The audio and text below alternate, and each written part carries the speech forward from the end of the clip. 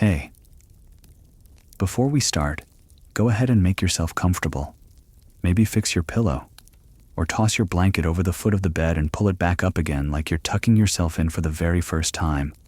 It doesn't do anything useful, but it feels nice. Dim the lights, turn your phone face down. Maybe switch on that little fan by the corner of the room that doesn't really cool anything, but makes a nice whirring sound, like your thoughts are being vacuumed out of your head. And if this is your second time listening to one of these, you probably know by now that things are about to get not magical, not relaxing exactly, but human, real, a little gross, a little weird, and somehow oddly soothing. Tonight, we're going back in time, way back, before the Romans, before the castles, before Columbus ruined literally everything. Welcome to pre-colonial North America. Yes, it had tribes. Yes, it had cities. Yes, people dated. And yes, there were rules. Sorry, you're not waking up in Europe. There are no drawbridges, no kings. But there are pyramids. You just call them mounds, big ones. Some stacked with layers of earth and clay and crushed shells. Some taller than your neighbor's house. Congratulations, you're now living in a Mississippian mound city around the year 1300. Population: about as many people as lived in London back then. The name of this place isn't Cahokia yet. That's the name future archaeologists give it after bulldozing a highway through half of it. Right now, to you, it's just home. You wake up before the sun, because light is free, but only when the sky decides you can have it. The floor beneath you is packed earth, softened with woven reed mats, deer hides, and your body's own warmth. You slept in a one-room house, walls made of upright poles daubed in mud. The roof? Thatched grass. It leaks if the rain's heavy, which is often. The smell inside is not great. It's a signature blend of wood smoke, wet clay, unwashed bodies, and something vaguely fishy that might be last night's stew, or your brother's breath. Either way, it's inescapable. You're curled up next to family, or cousins, or people who used to be cousins but now technically aren't, because marriage rules here follow a complicated kinship system based on clan and lineage. And look, you don't really keep track anymore.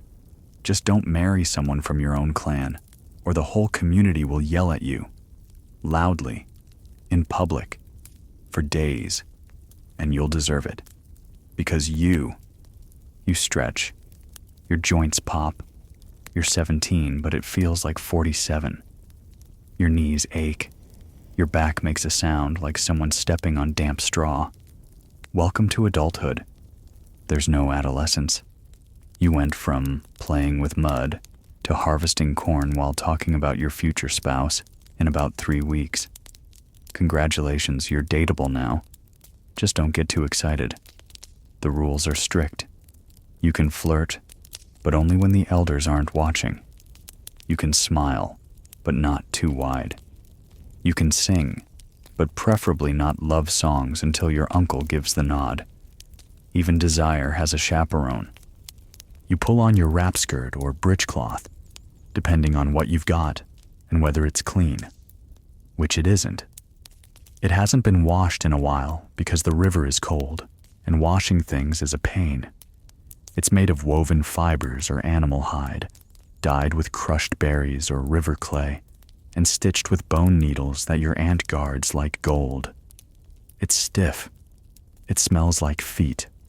You wear it anyway. Everyone smells like feet. It's fine. There's no toothpaste, no toothbrush. You chew on a twig until it frays into a scrubby little brush, then drag it across your teeth while staring into the fire. Your breath is not minty.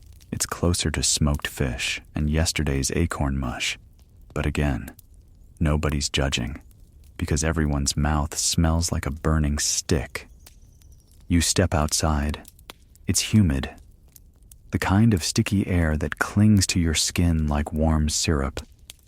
Mist hovers low over the plaza, where people are already gathering around the central mound. Some are setting up for a ceremony. Others are preparing food. You hear drums in the distance. Someone's clapping sticks together. It's not a party yet, but the city is waking up. And so is your obligation to do useful things. Dating? That's not a priority right now. Right now, it's about grinding corn, which is romantic, in a way. You kneel beside your cousin's maybe fiancé and take turns with the heavy stone. Grinding, scraping, pounding until the kernels give up and turn to meal. She doesn't speak much, but she glances at you. Once. You glance back. That's it. That's the entire flirtation. You will now think about it for the rest of the month. Breakfast is a bowl of mush, warm, beige, and made from cornmeal with a sprinkle of dried berries. It's the same as lunch. And dinner. Sometimes there's fish. Sometimes there's squirrel. Sometimes there's nothing, and you just pretend the air tastes like something interesting. Either way, you eat it squatting by the fire, blowing on each bite like it might suddenly become delicious. It never does. After breakfast, the real work begins. You carry baskets, weave mats, shave sticks into tools, repair the thatch on the roof with a mixture of damp grass and spit. Every task is learned from someone older. There are no written instructions, just muscle memory and gossip. Mostly gossip. You hear that so-and-so's daughter is about to be courted. The boy brought a gift, 2 river turtles and a really good story. Her family liked the turtles. The story was mediocre. He might try again next week. You learn from this. Next time you try to flirt, bring better turtles. There's no privacy. People know your business before you do. If you so much as look at someone too long during the festival, 3 aunties will surround you before sunset and ask if your intentions are honorable or if you're just wasting everyone's time with teenage feelings. You say nothing because you are wasting everyone's time with teenage feelings. It's fine. You're normal. In this city, relationships are arranged, but not forced. You can say no. Sometimes. Unless your clan needs the alliance, or your mother gives you that look. The one that says, I birthed you in a thunderstorm with a broken leg, so don't talk to me about love. You say yes, quietly. Bathing is done at the river. You go with others, because going alone means you might be eaten by something with too many teeth, or kidnapped by a rival clan. You splash around. Rub your skin with sand. It doesn't really clean anything, but you feel slightly less sticky afterward. That counts. You smell like wet moss now, instead of smoke and feet. Progress. Afternoons are slow. The sun is high. The air is thick. You nap under the lean-to or help carve bowls from wood. You think about someone. Their laugh. Their hands. The way they walked into the plaza like they weren't being watched by 12 future in-laws. You imagine what it would be like to share a hut, to grind corn together, to argue over which fire pit is hotter. This is romance, pre-colonial edition. Evening comes. The sky turns the color of bruised peaches. Drums pick up. People gather near the fire. There's food. Actual food. Roasted duck, smoked fish, squash stuffed with wild garlic. Someone killed a deer, and now it's everyone's problem. You eat too much. You laugh. You sit close to someone and pretend it's just coincidence. It's not. They don't move away. You both pretend not to notice. Elders speak. They tell stories about the mound builders, the sky people, the sacred turtles. Nobody corrects them, even if they get the order wrong or skip parts. Stories belong to everyone, like houses, like rivers, like heartbreak. Night falls. You crawl back into the house. The fire is low. The air smells like sweat, smoke, and something sour that's probably a forgotten gourd.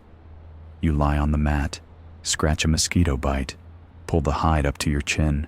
It's rough, it's damp, it's still warmer than outside. You close your eyes. Somewhere, someone is whispering, laughing softly. Maybe a couple sneaking off for their first night alone in the family's second house, the one built for new unions. You're not jealous. You're just tired. And maybe a little hopeful. Because even here, in a muddy house with no door, no soap, and no guarantee of breakfast tomorrow, you want to believe that love can grow. That maybe, in this world of ceremony and corn and very loud aunties, there's still space for something quiet, something soft, something yours. You fall asleep to the sound of distant drums and someone snoring like a bear in the next hut. And that's just one day. You wake up before the sun again. Not because you want to, but because someone stepped on your leg trying to get out of the hut and didn't say sorry. That someone is your cousin, and you're not going to hold a grudge. You're just going to remind them every day for the next 4 years, because you're mature like that. The air smells like fire and mushrooms. Your mouth feels dry, like you ate a handful of sand in your sleep. Your dreams were weird again. You were floating above the mound, flying over the plaza, then falling face first into a vat of boiled squash. No symbolism there, probably. You sit up slowly. Your back cracks again. Your knees complain. Outside, birds are screaming, not singing, screaming. Because this isn't a Disney forest, it's real. And birds here don't care about your emotional journey. They want worms. They want attention. They want to fight. You step outside barefoot, immediately regret it. The ground is cold, then hot, then sharp. You're not sure how it manages all three, but it does. Your feet are already calloused, though. You could walk across a pile of dried corn husks and not even blink. You're basically barefoot armor. Congratulations. Today is different. You can feel it. The elders said the first harvest moon is coming, which means feasts, which means ceremonies, which means pairing season. Not that anyone calls it that out loud. That would be too straightforward. Instead, they say things like, "It's time to listen to your dreams," or "The turtles are walking together again." Which is poetic, sure, but mostly just confusing. You drink water from a clay pot. It tastes like wet pottery and ashes. You don't complain. Complaining gets you assigned more chores. You eat a handful of parched corn and a strip of smoked catfish. Breakfast of champions, or survivors. Same thing. Later, you head to the fields. Not the far fields. That's for the adults with stronger knees and worse tempers. You go to the communal gardens near the plaza, where elders grow sacred plants and gossip while pretending to weed. Today, you're helping grind medicinal bark into powder. You don't know what it cures. You just know it smells like feet and makes your hands itch. But if you do a good job, you get noticed. And being noticed is half the battle. Someone walks by, someone from another clan. They're carrying a basket of squash on their head and walking like it weighs nothing. You pretend not to look. You look, they catch you. Smile. You look away so fast you almost fall over. This is fine. Totally fine. Everyone saw. Your cousin saw. Your aunt saw. You're going to hear about this for weeks. Later, at the river, you scrub a pot while trying to remember if you've ever spoken to that person. You haven't, but you know who their parents are, and their siblings, and what kind of shells they used on their moccasins last ceremony. Because pre-colonial dating isn't swiping left. It's 10 years of community observation, slow approval, An accidental hand grazes while peeling beans. If you want to pursue someone, there's a system. First, your mother asks their aunt if they're open to gifts. Then someone's grandmother says they're still finding themselves, which means no. Or maybe after the next ceremony, depending on dreams and dreams interpretations. Then, if things go well, you bring food. Not just any food. Food you hunted or grew yourself. Bonus points if it didn't make anyone sick last time. You spend the afternoon making beads, tiny, hand-drilled shell beads that will go on a sash. A gift, maybe. Or maybe just for trade.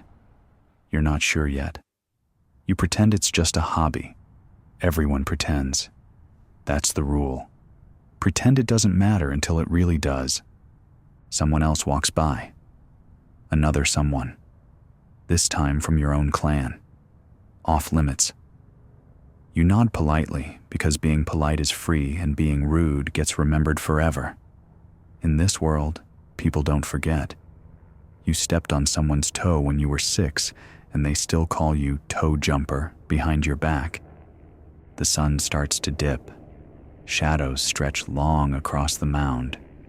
People light small fires. The smoke curls upward, slow and lazy, like even the fire's tired. You help prepare food. Not because you're generous, but because it's a good way to be near someone without being obvious. Stirring stew shoulder to shoulder with someone you're not supposed to be thinking about is basically the prehistoric version of holding hands. You listen to stories. An old woman talks about the river spirits who steal fish if you sing off-key. Someone else talks about their dream of flying deer. Nobody laughs. Dreams are serious business. Sometimes entire marriages hinge on dreams. I dreamed of you in the cedar grove is basically a proposal. You drift off by the fire, not fully asleep, just warm, full, and surrounded by the sounds of talking, chewing, snoring, and the occasional baby cry that gets soothed by someone who isn't you. This is your second day. And yes, you still haven't officially dated anyone, but you did smile. You did notice. And maybe, just maybe, someone noticed back. You wouldn't last a day in a modern relationship with this pace, but here, where love is slow, watching is sacred, and everything meaningful happens in plain view but under careful silence. You're learning. Tomorrow is the feast. That's when things really start. The day of the feast starts with smoke. Not fire, not music, not a beautiful sunrise spilling across the mound like a painting. Just smoke, thick and low and clinging to everything. Your hair smells like it before you even leave the hut. Your clothes soak it in like it's their natural perfume. You blink awake, eyes stinging, mouth dry, lungs wondering what they ever did to deserve this. Outside, the air is humming. Not from bugs, though yes, they're out in full force and already biting your ankles, but from motion. Everyone's awake, everyone's moving. Kids are chasing dogs, elders are sweeping the paths with bundles of reeds, and someone is yelling about the ducks escaping again. You don't ask. The ducks always escape. They always come back. Probably because no one wants to eat ducks that smell like mud and judgment. You grab a handful of dried fruit and a pinch of cornmeal mush. It's not breakfast, really. It's a pre-breakfast.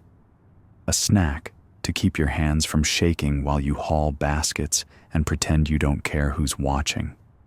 You do care. Of course you care. Because today is not just any day. It's one of the days.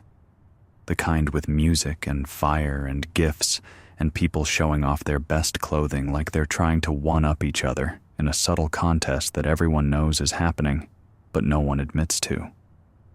You wear your best sash. the one with the shell beads you spent 2 weeks drilling. You put it on like it's nothing. Like it wasn't a calculated move to be seen by exactly one person. The person who hasn't looked at you since last night. But maybe they will. Maybe this evening. Maybe after the dancing. But first, chores. Because in a mound city, no one escapes chores, even on sacred days. Especially on sacred days. You carry firewood, stir a pot, help your uncle move a log that definitely did not need to be moved, but he insisted, probably just to remind you who's stronger. By midday, you're sweating through your tunic, which is already stained, already patched, and now officially damp enough to stick to your back like it's trying to fuse with your spine. It's not romantic. Nothing here is, but somehow everything is. You notice them, across the plaza, sitting with their aunt, eating squash from a carved bowl. They're laughing. At what, you don't know, but it sounds like the kind of laugh that makes you want to accidentally drop a basket nearby just so they'll have to help you pick it up. You don't, but you think about it. The afternoon is filled with preparation, not yours. The community's. Baskets are stacked. Fish is wrapped in leaves. People build a new fire pit near the sacred pole. There's drumming in the distance, growing louder as more people join in. It's not music yet. It's pressure. A slow build-up that makes your heart sink with the beat. You sit with your clan. Not because you want to, but because you have to. Clan gatherings are where deals are made, whispers passed, marriages proposed without ever being called that. We're thinking it might be a good year for trade, someone says, but what they mean is, our nephew might be ready to stop staring at people and actually do something. Your name comes up. Of course it does. You pretend not to hear. You look at the fire. Nod politely. Say something about the corn being especially yellow this season. No one laughs, because they know what you're doing. As evening comes, the drums change. They're faster now. Rhythmic. Meant for dancing. People gather. Children sit on logs. The elders arrange themselves in a circle. Someone starts a story about the first moon and how the stars used to live in the river. No one interrupts. Storytelling is sacred, even if you've heard it 100 times. When the food is passed around, it's silent at first. Everyone takes a moment to thank, not out loud, just with the way they move, the way they take, the way they give. Gratitude isn't a ceremony, it's a habit. Then the music really starts. And by music, we mean drumming, flutes, rattles made from turtle shells and stones, voices layered over each other like waves in the dark. Dancing begins, not wild, not chaotic, controlled, measured. It's not about showing off, it's about showing up. You join the circle, not close to the center, not in the back, somewhere middle, slightly left, where you might be seen by someone pretending not to look. You dance, slowly. Your feet follow the beat like they've always known it. You move with your arms loose, your shoulders relaxed. You breathe, deep and slow. Because this is when things happen. Eyes meet, not by accident. Hands brush, not by coincidence. A small piece of cloth is offered, wrapped around 2 carved beads. A gift. Not flashy, not loud. Just enough to say, I'm interested, if your uncle approves. If your mother doesn't throw it in the fire, you accept it. Quietly. You don't smile. Not yet. You nod. You move away. Everything unspoken hangs in the air like wood smoke and heat. You feel warm. Not from the fire, from the possibility. The evening ends with silence, the kind of silence that follows full bellies and heavy thoughts. People drift back to their homes, some in pairs, some with hopeful glances, some with no change at all. You sit outside your hut, alone, holding 2 carved beads in your palm, wondering if tomorrow means something new, or if it's just another day. Either way, you'll wake up again, to smoke, and chores, and noise, and maybe love if the clan allows it. This is Dating Mound City Edition. No apps, no emojis, just smoke, beads, and very public silence. Morning again. Your eyes open slowly, not because you're rested, but because your aunt is already sweeping the floor with a bundle of river grass, like she's trying to summon spirits or scare them away. Either way, it's loud, it's dusty, it's happening 2 feet from your face, so now you're awake. You lie still for a moment, listening. A dog barks. Someone's already arguing about firewood. You hear a splash in the water barrel outside, followed by a curse that sounds suspiciously like your cousin's voice. Classic.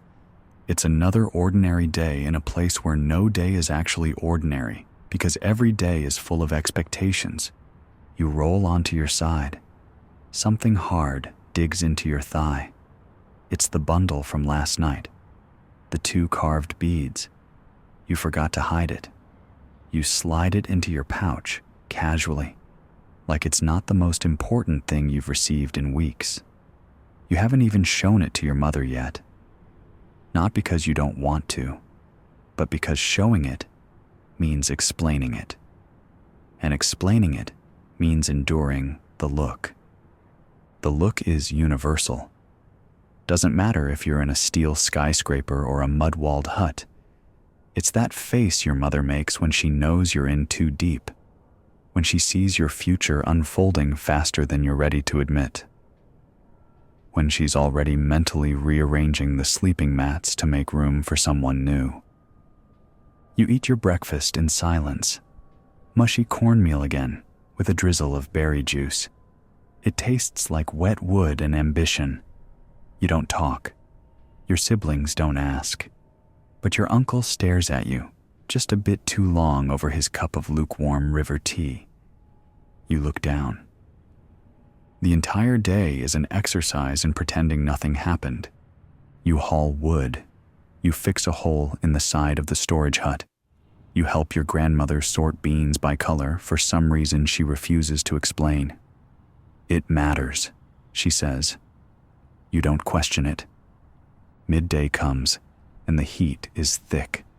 The kind of thick that makes your shirt stick to your skin in patches.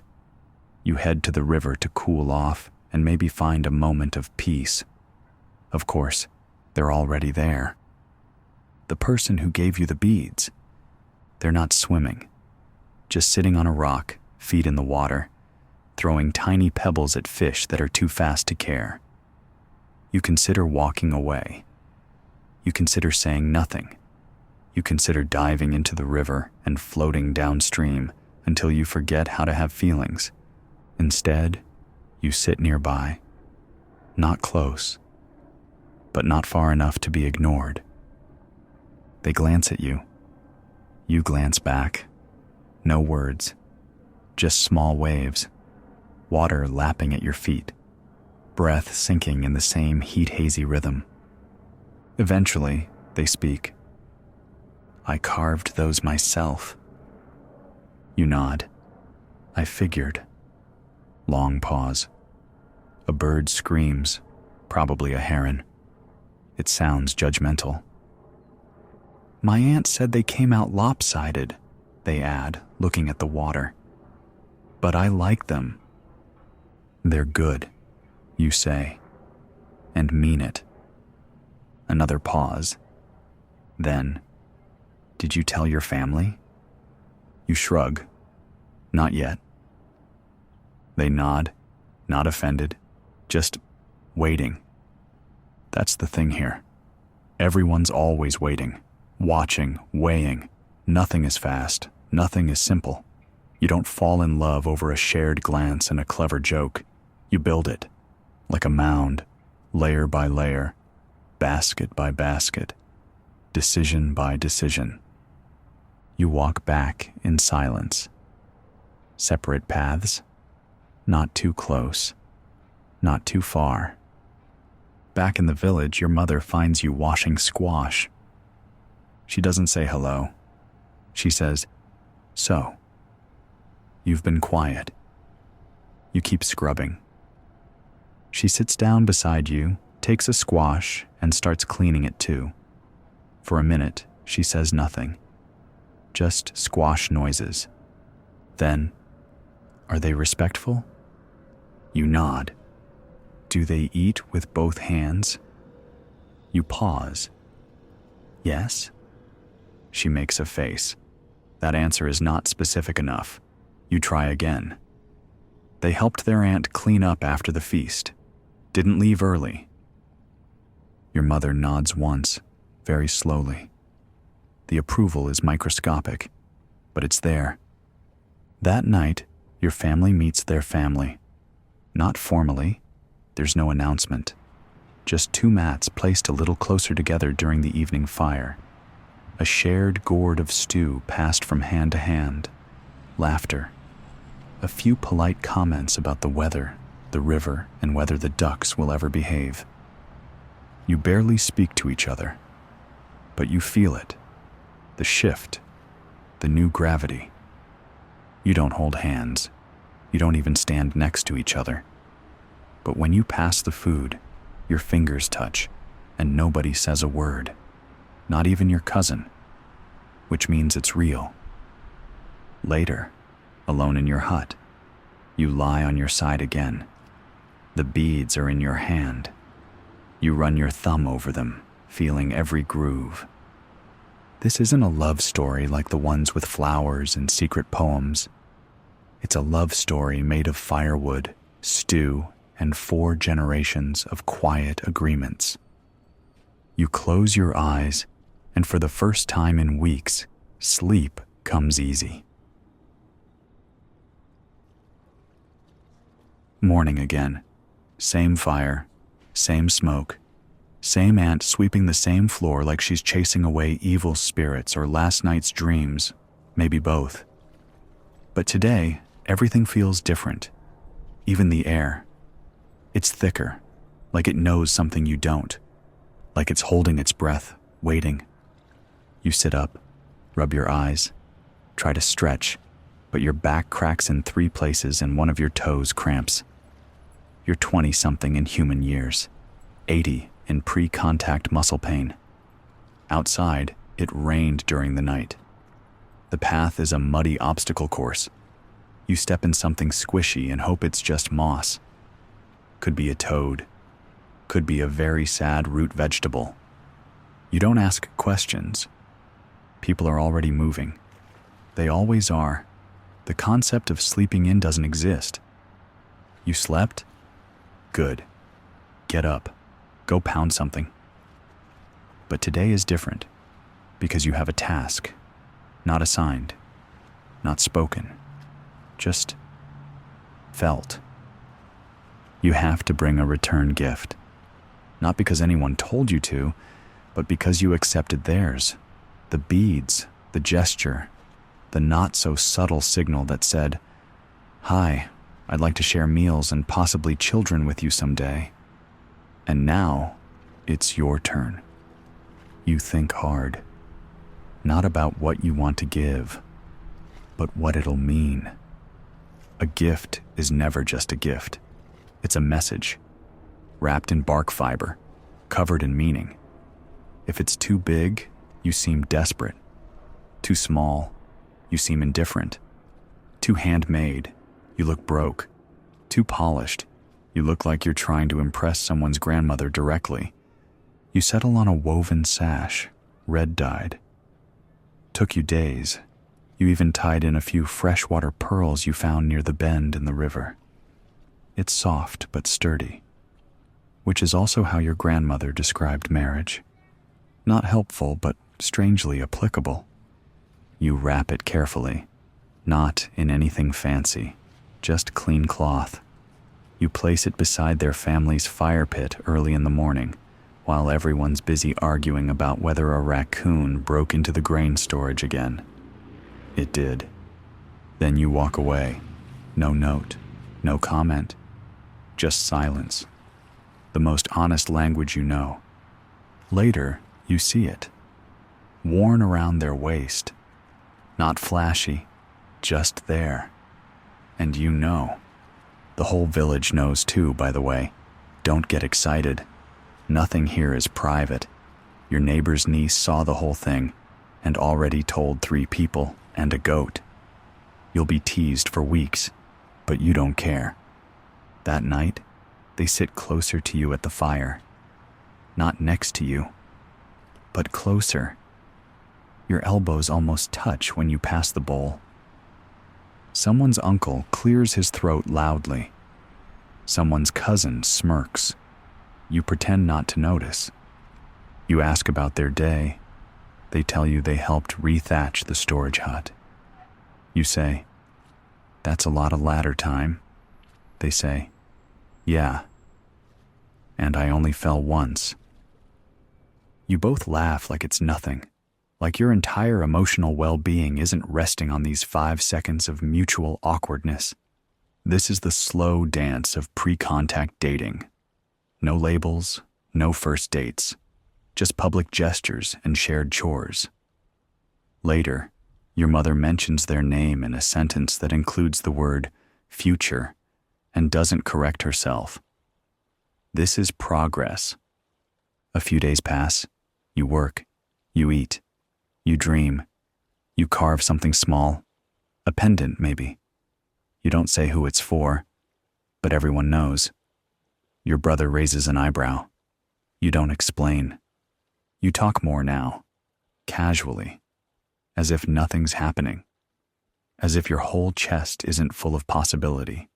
Sometimes they bring you food without comment. Sometimes you hand them tools before they ask. No ceremony, just knowing. One evening, while shelling beans, their grandmother sits beside you and asks how strong your ankles are. You blink. Pretty strong? She nods, satisfied, says nothing else, but the question stays with you all week. You're not officially together. You haven't been marked with paint. You haven't been gifted a second house. No ceremony, no announcements, no blanket wrapping under the moonlight. Just you, showing up. Every day, sitting near them during the evening fire, working beside them when baskets need mending, sharing water without asking, laughing a little too long at their jokes.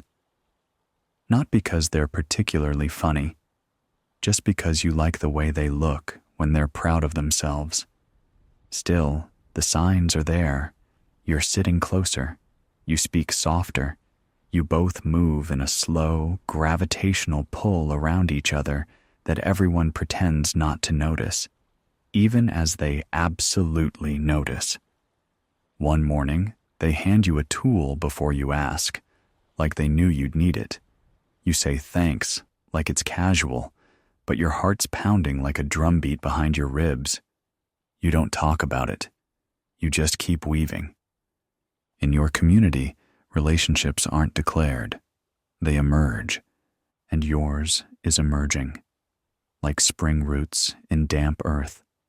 Quiet, stubborn, inevitable. Today, the 2 of you are chosen to collect clay from the riverbank. Not alone, obviously. You're not animals. You go with 3 others. 1 old enough to supervise, 2 young enough to be distractions. But you still find moments. Small ones. They carry the heavier basket. You pretend you don't notice.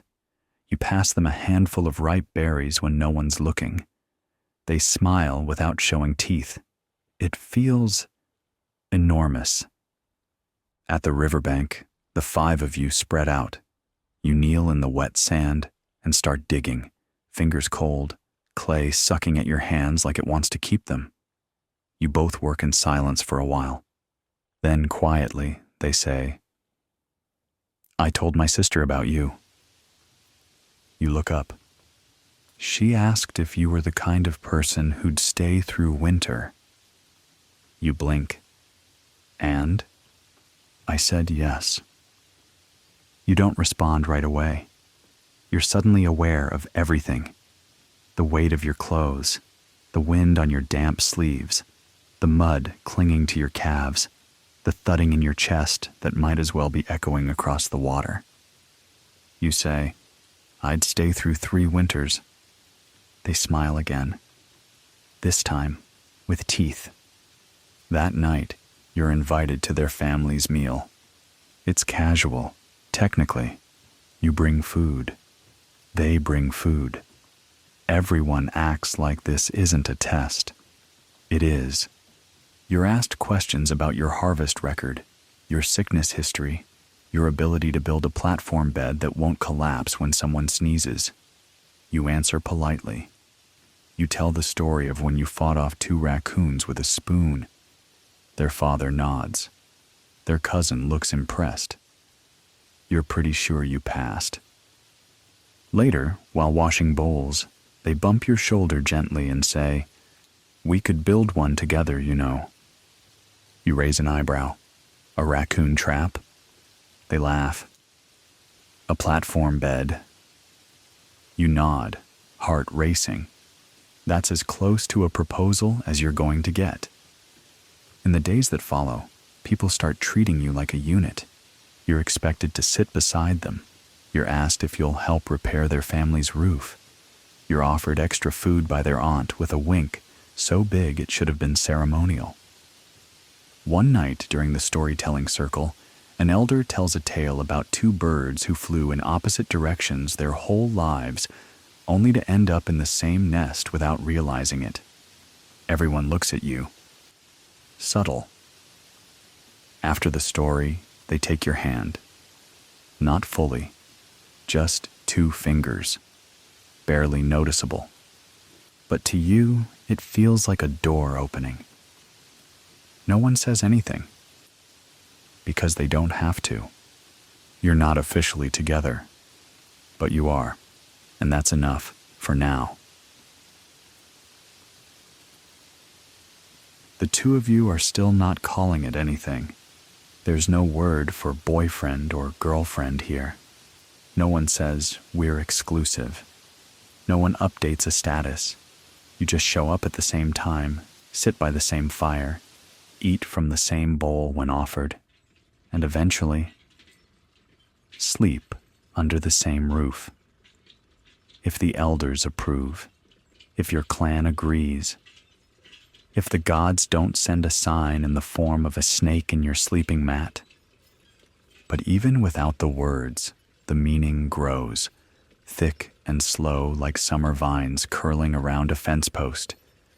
You're building something now, not officially, not on paper, but in chores. Because that's how it works. First, you flirt with a bead. Then you flirt by helping them carry firewood. Then you flirt by scraping deer hide together for half the day until both your arms feel like wet rope. Love is labor here. Flirtation smells like smoke and effort. Today, you're patching the roof of their family's food hut. It's hot, unreasonably hot. The sun is mean. The clay is dry. You're sweating through your shirt. So are they. You hand them a tool. They grunt. You grunt. It's basically romantic. Halfway through, they stop to hand you a drink. It's lukewarm river water in a gourd. You drink like it's the best thing you've ever tasted. Because right now, it is. Their uncle watches the whole thing from a distance, chewing something bitter-looking and pretending not to smirk. That evening, they walk you home. Not all the way. Just close enough that it's noticeable. Then they veer off, like they just happened to be walking that direction. Everyone sees it. Everyone pretends not to. Inside your hut, your sister grins at you in a way that makes your skin itch. "What?" you ask. She shrugs. "So, do you like them? You roll your eyes. "We're just building things." She nods. "Sure, that's how it starts." The next day, your mother asks if you've thought about winter preparations, which is code for, will someone be sleeping next to you this season? Or are you still being slow about it? You don't answer. Not out loud. But you do go find them. They're weaving a mat. You sit beside them. Pick up reeds. Start weaving too. For a long time, neither of you speaks. Then they say, "My cousin asked when I was going to move out." You pause. "What did you say?" "I said, maybe after the harvest, if there's somewhere to go." You nod. There might be. They keep weaving. So do you. Fingers brushing occasionally, eyes not meeting, but something big settling between you like a decision that's already been made. Later, your grandmother calls you over. She says, "If you bring them into your home, you need a new bowl. You can't just share with your brother forever." You nod. "Okay." She squints. "And if they snore, you'll need a stick." You blink. A stick? To poke them. Not hard, just enough to remind them they're not alone. That night, you dream about a house. A small one. 2 mats, a shelf, a bowl, a stick. You wake up smiling. It happens slowly, like everything here. No one wakes up one day and says, "You're a couple now." There's no surprise proposal, no awkward announcement at a family gathering where someone drops a gourd out of shock. You just merge. Your work starts overlapping. Your errands start doubling. You take 2 gourds of water now, not 1. 2 fish from the smoke rack. 2 blankets stacked one over the other, just in case, because one of them will be sleeping beside you soon. Maybe not tonight, but soon. You're building a new wall panel today, a privacy divider. Which is funny, because privacy is a myth, but people still try, still carve out their little corners in homes that house 7 bodies and 2 dogs. You're adding it to your mat space. It's not huge, just enough for a bit of shadow. Enough to mean something. Someone sees you tying the last reed in place and raises an eyebrow. "Need help weaving a wedding stick too?" they joke. You grin and throw a pebble at them. Miss on purpose. Later, you go find them. The one whose beads you still carry. They're near the woods, collecting bark. You don't say anything. You just grab the other end of the bundle, carry it back together.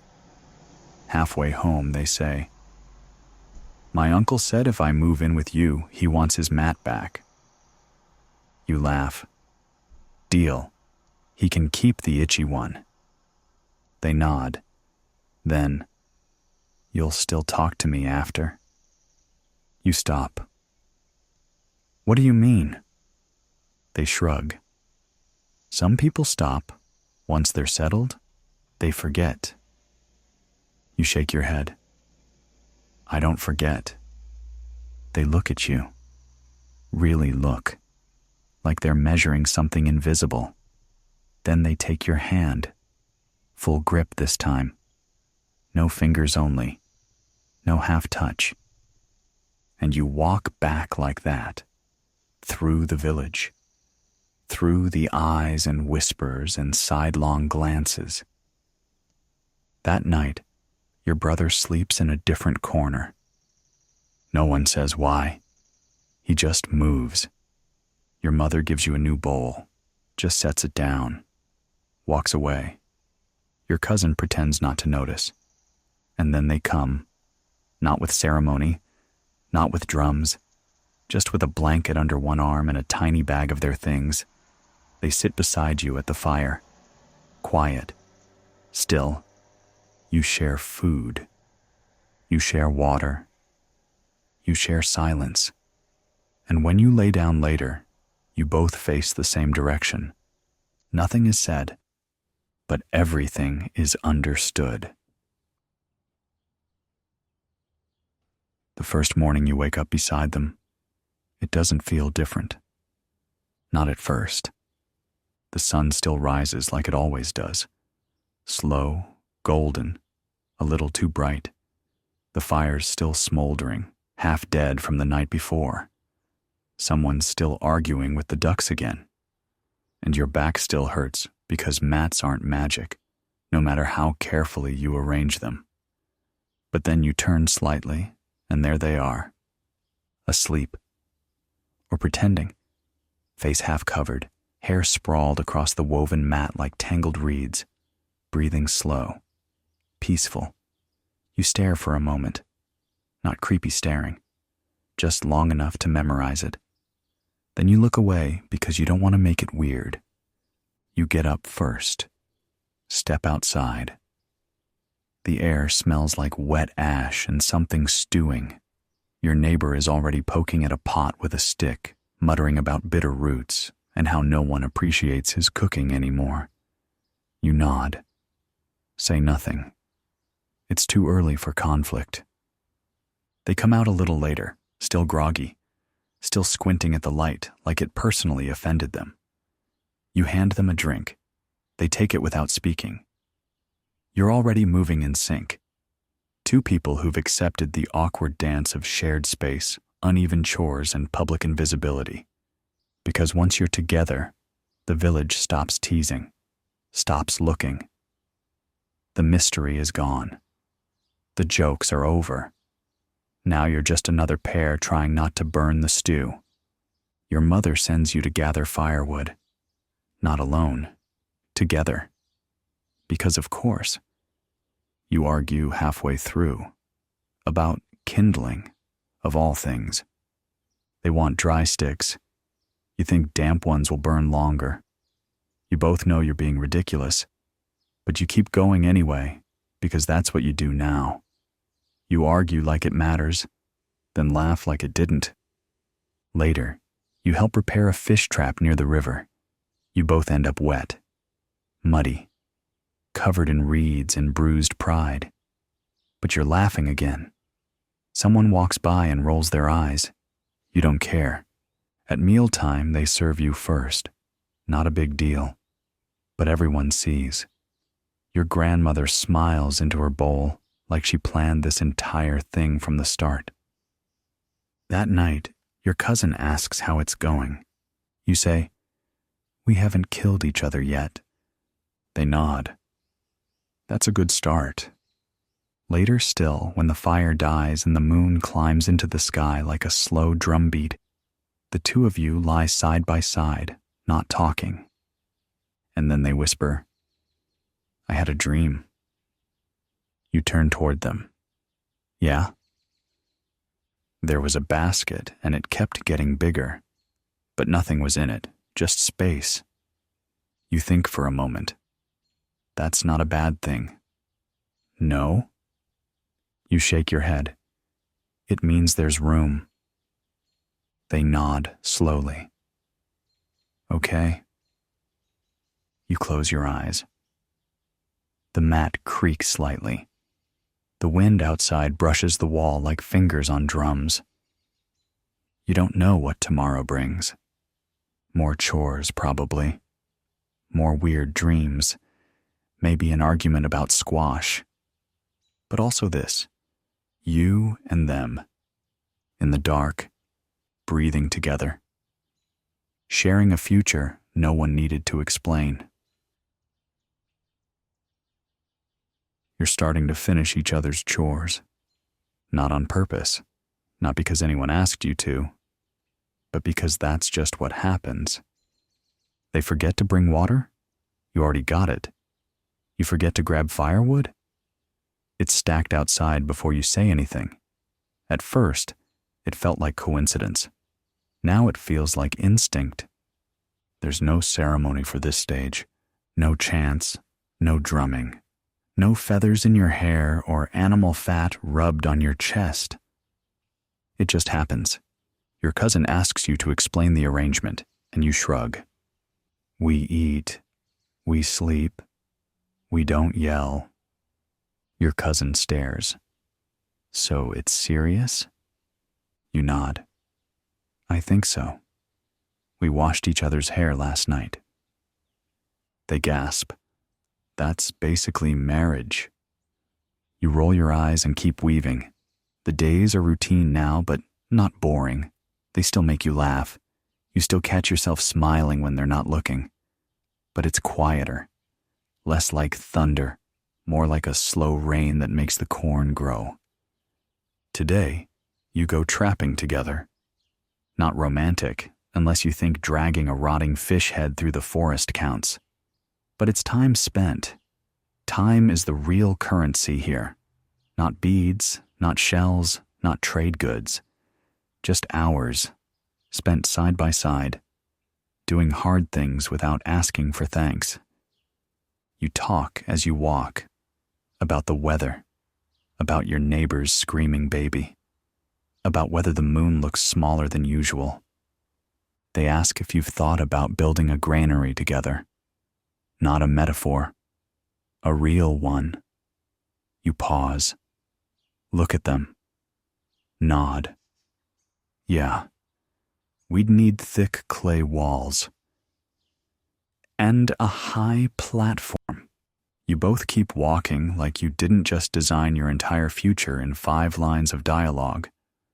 Later, back at the village, their sibling stops you. Are you treating them well? You blink.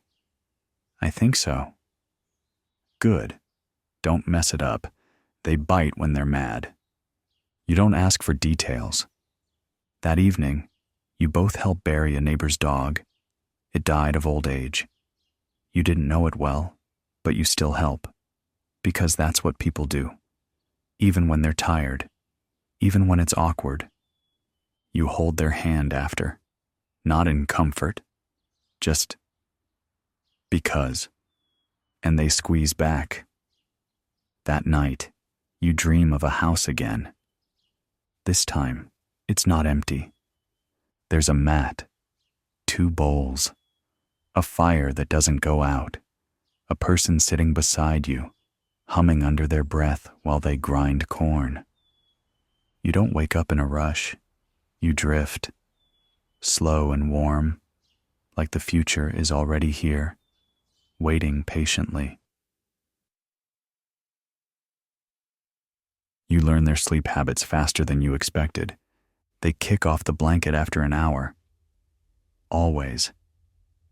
Then wake up cold and pull it back without saying anything. They make a weird throat sound just before they turn over. And sometimes, they talk in their sleep, usually about food. Last night it was squash. You didn't ask. You, on the other hand, apparently snore, or hum, or something.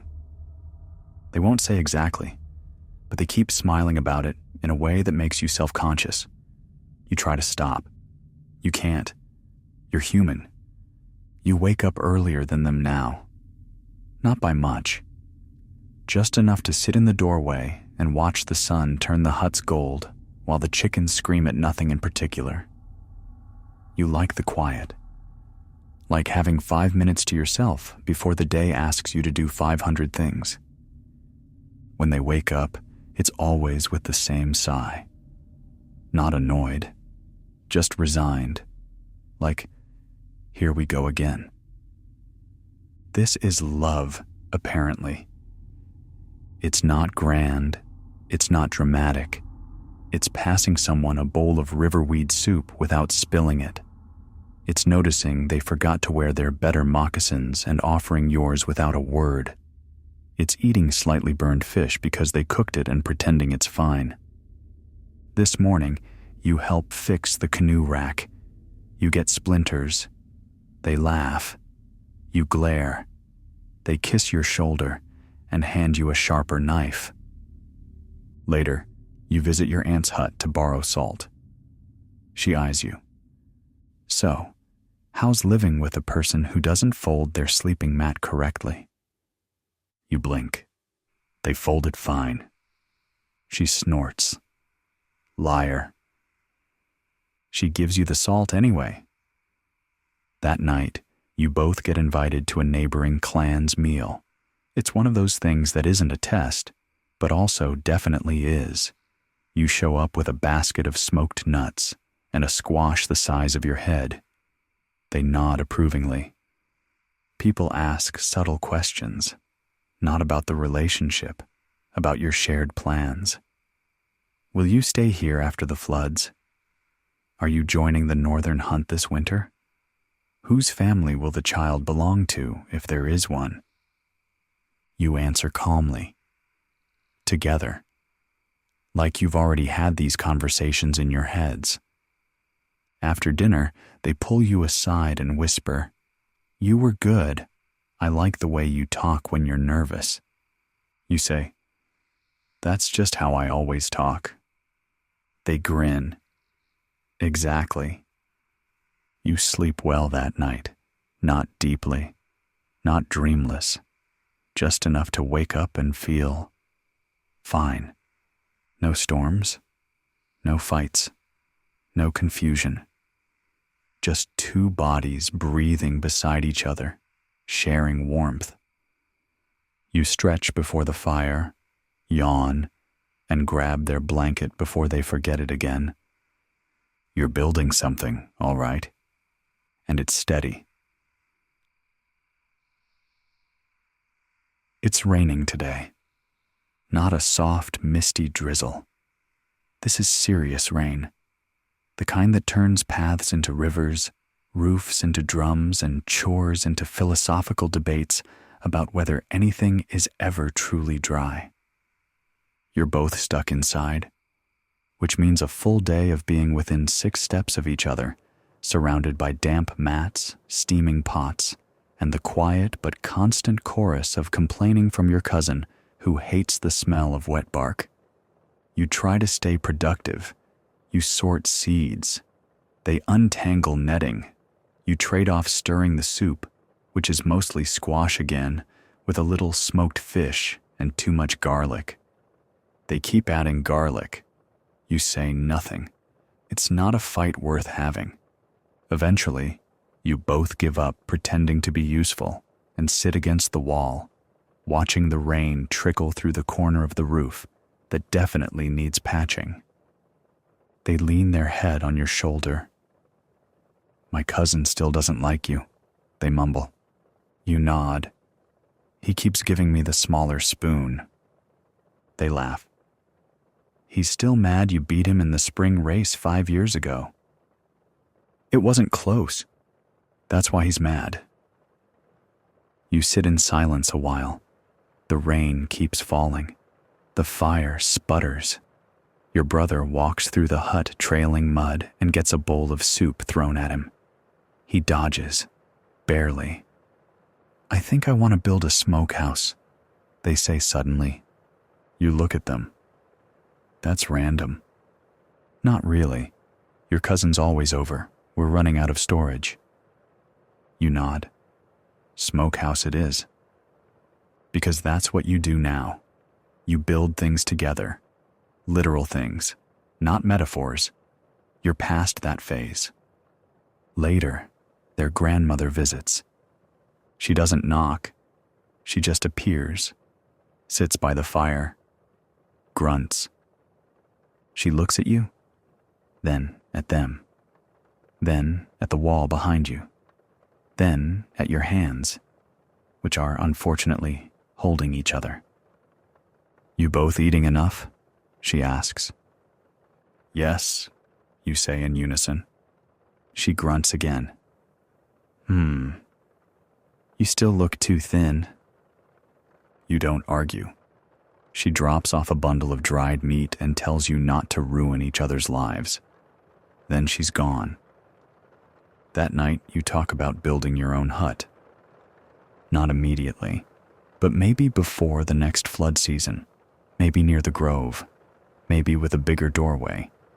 You plan it loosely, sketching invisible blueprints in the dirt with a stick while they nod and suggest adding a second shelf because you always steal their side. You laugh. You don't even use yours. They smirk.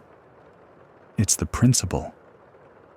Later, when the rain slows and the fire settles, you lie on your shared mat, your feet tangled, your breath sinking with the crackle of wet wood and the occasional snore from your cousin across the room.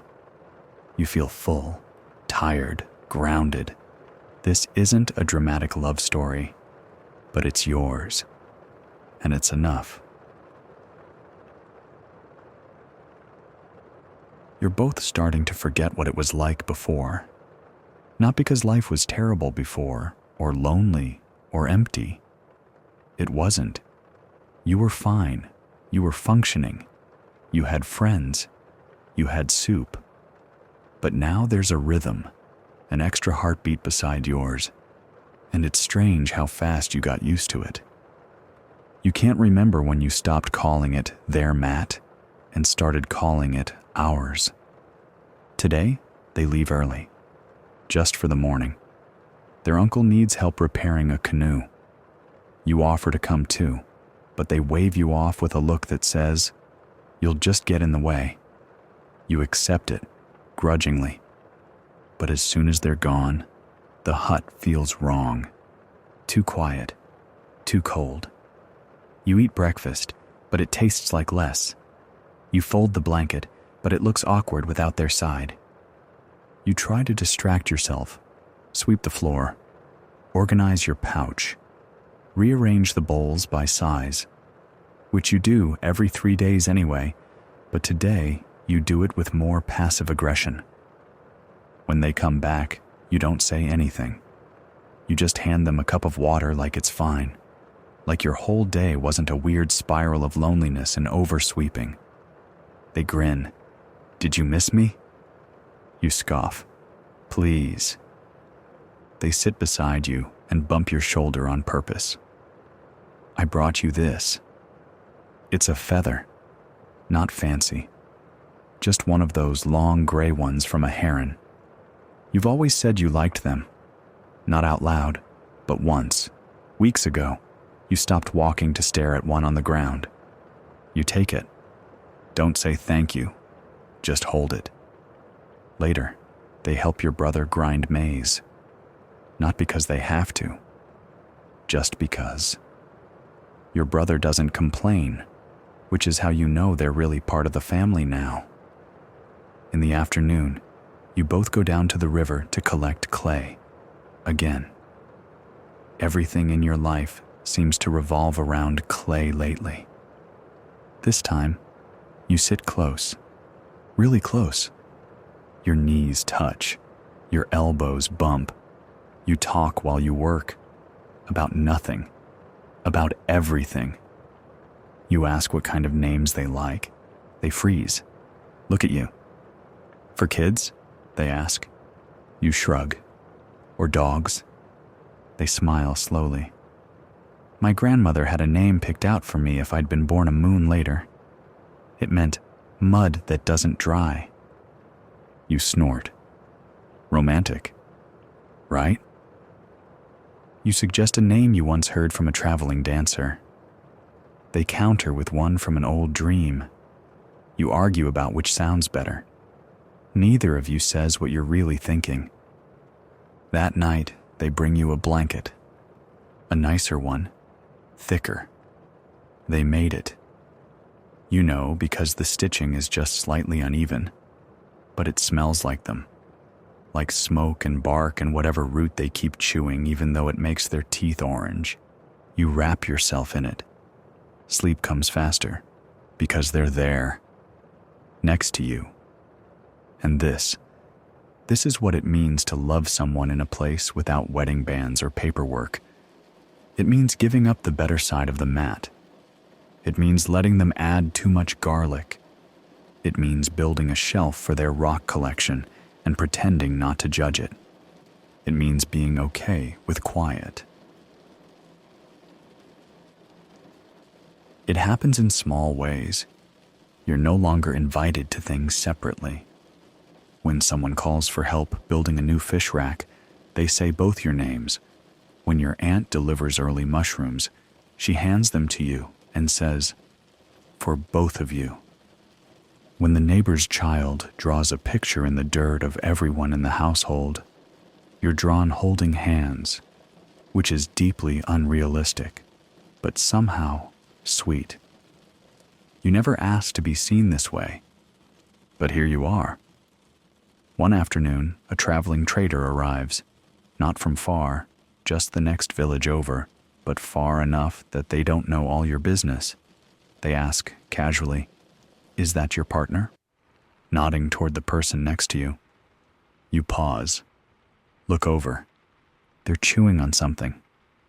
Probably overcooked. Their hair's messy. There's a smudge on their chin.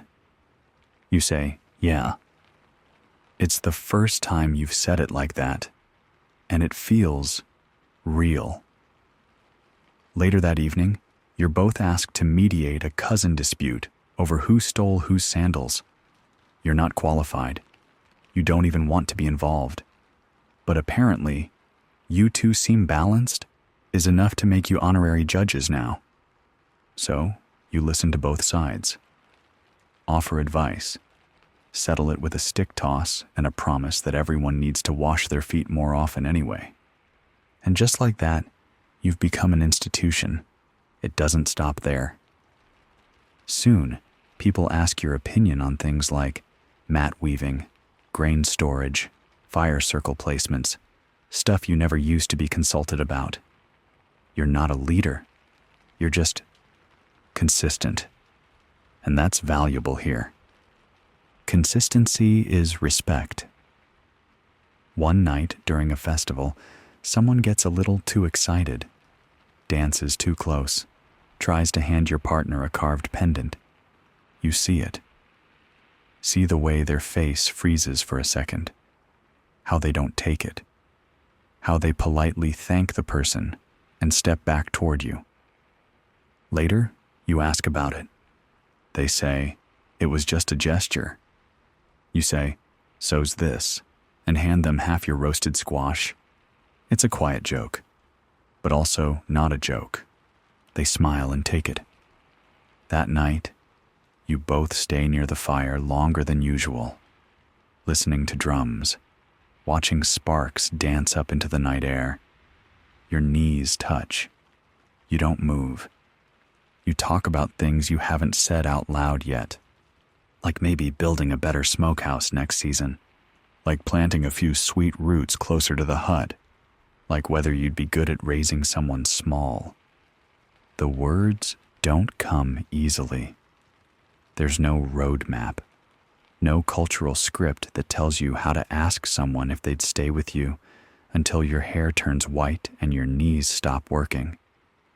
So you talk in symbols, in shared glances, in long pauses, in small, offered things, and somehow that's louder than anything else could be.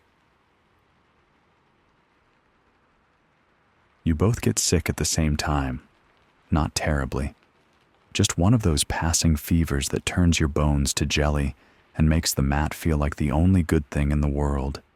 You take turns sitting up, stirring the broth, refilling the water. And it's during this strange, sweaty week of coughs and naps and complete lack of personal boundaries that you realize something. This is the part no one talks about. Not the blushing, not the playful teasing over squash, not even the hand-holding at fire circles. It's the sweating, the wheezing, the way they wipe your mouth with the sleeve of their shirt without flinching, the way you rub their back when they shiver like you've done it 1,000 times before. You're disgusting. They're disgusting. and it's somehow more intimate than anything else. Your mother brings medicine.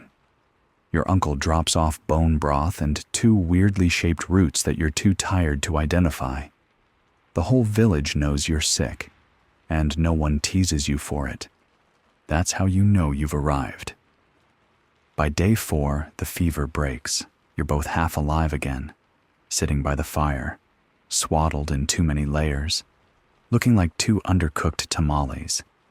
Your neighbor drops by with a cup of fermented something and says, "Next time don't share spoons." You laugh, because you did share spoons, multiple times. You'll probably do it again. By the end of the week, you're both up and walking again, slowly, like new deer, wobbly, grateful, quiet. You spend most of that day gathering firewood, not talking, just moving together, and you realize that's love here. Not the songs, not the beads, not the jokes whispered behind hands. It's collecting bark after a fever, without being asked. It's watching their back as they bend to pick up kindling, and knowing you'll be here again next winter. And the one after that. And maybe, if your knees hold out, the one after that too. That night, someone starts telling the courtship story of the old couple by the creek. The ones who still hold hands even though one of them forgets what day it is.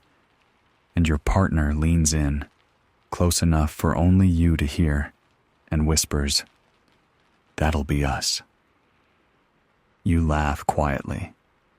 You'll be the forgetful one. They nod. Probably. You look at them, their face still a little pale, their hair sticking out like wild straw. The scar on their hand from when they slipped on the cooking stone. You think, yeah, that'll be us, and it feels like the best possible future. The rains come early this year. Everyone's saying it. You're moving baskets up onto platforms, shoring up the wall behind the sleeping mat, double weaving that thatch roof you swore you'd fix last year but didn't.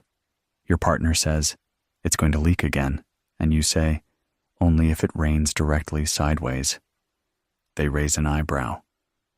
It does. You don't argue. You just keep working, because now, when something breaks, it's not just your inconvenience. It's both of yours. Every cracked bowl, every misplaced cloak, every forgotten food bundle tied too low on a shelf now affects two people.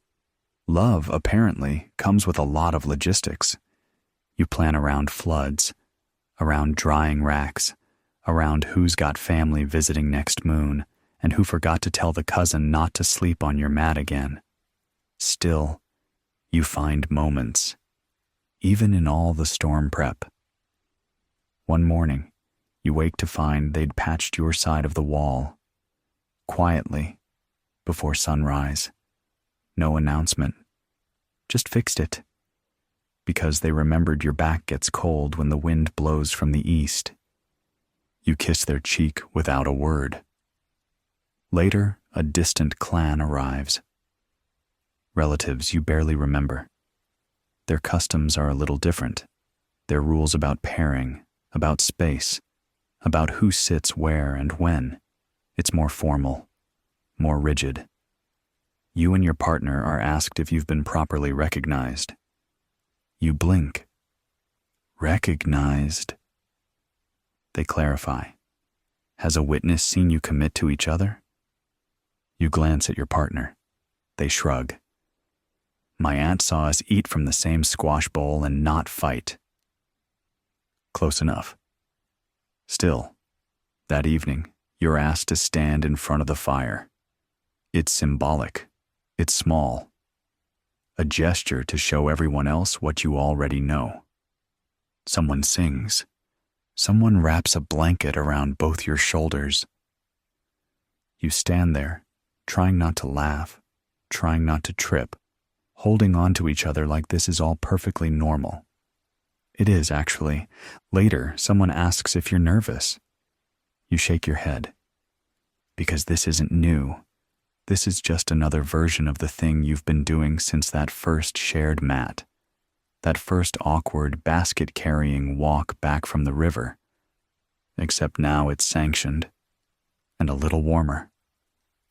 The next morning, your mother leaves a pouch of herbs at your door. Your brother adds an extra fish to your basket. Your neighbor grunts something approving while sweeping his roof with a goose feather. And you just sit there, beside your partner, breaking corn into pieces and talking about how much clay it'll take to add a new storage pit. No one makes a speech, but everyone starts treating you like something solid, which honestly, you already were. You're both getting on each other's nerves lately. Nothing explosive, no shouting matches, just friction. They leave the reed mat unrolled again, and you trip on it for the third morning in a row.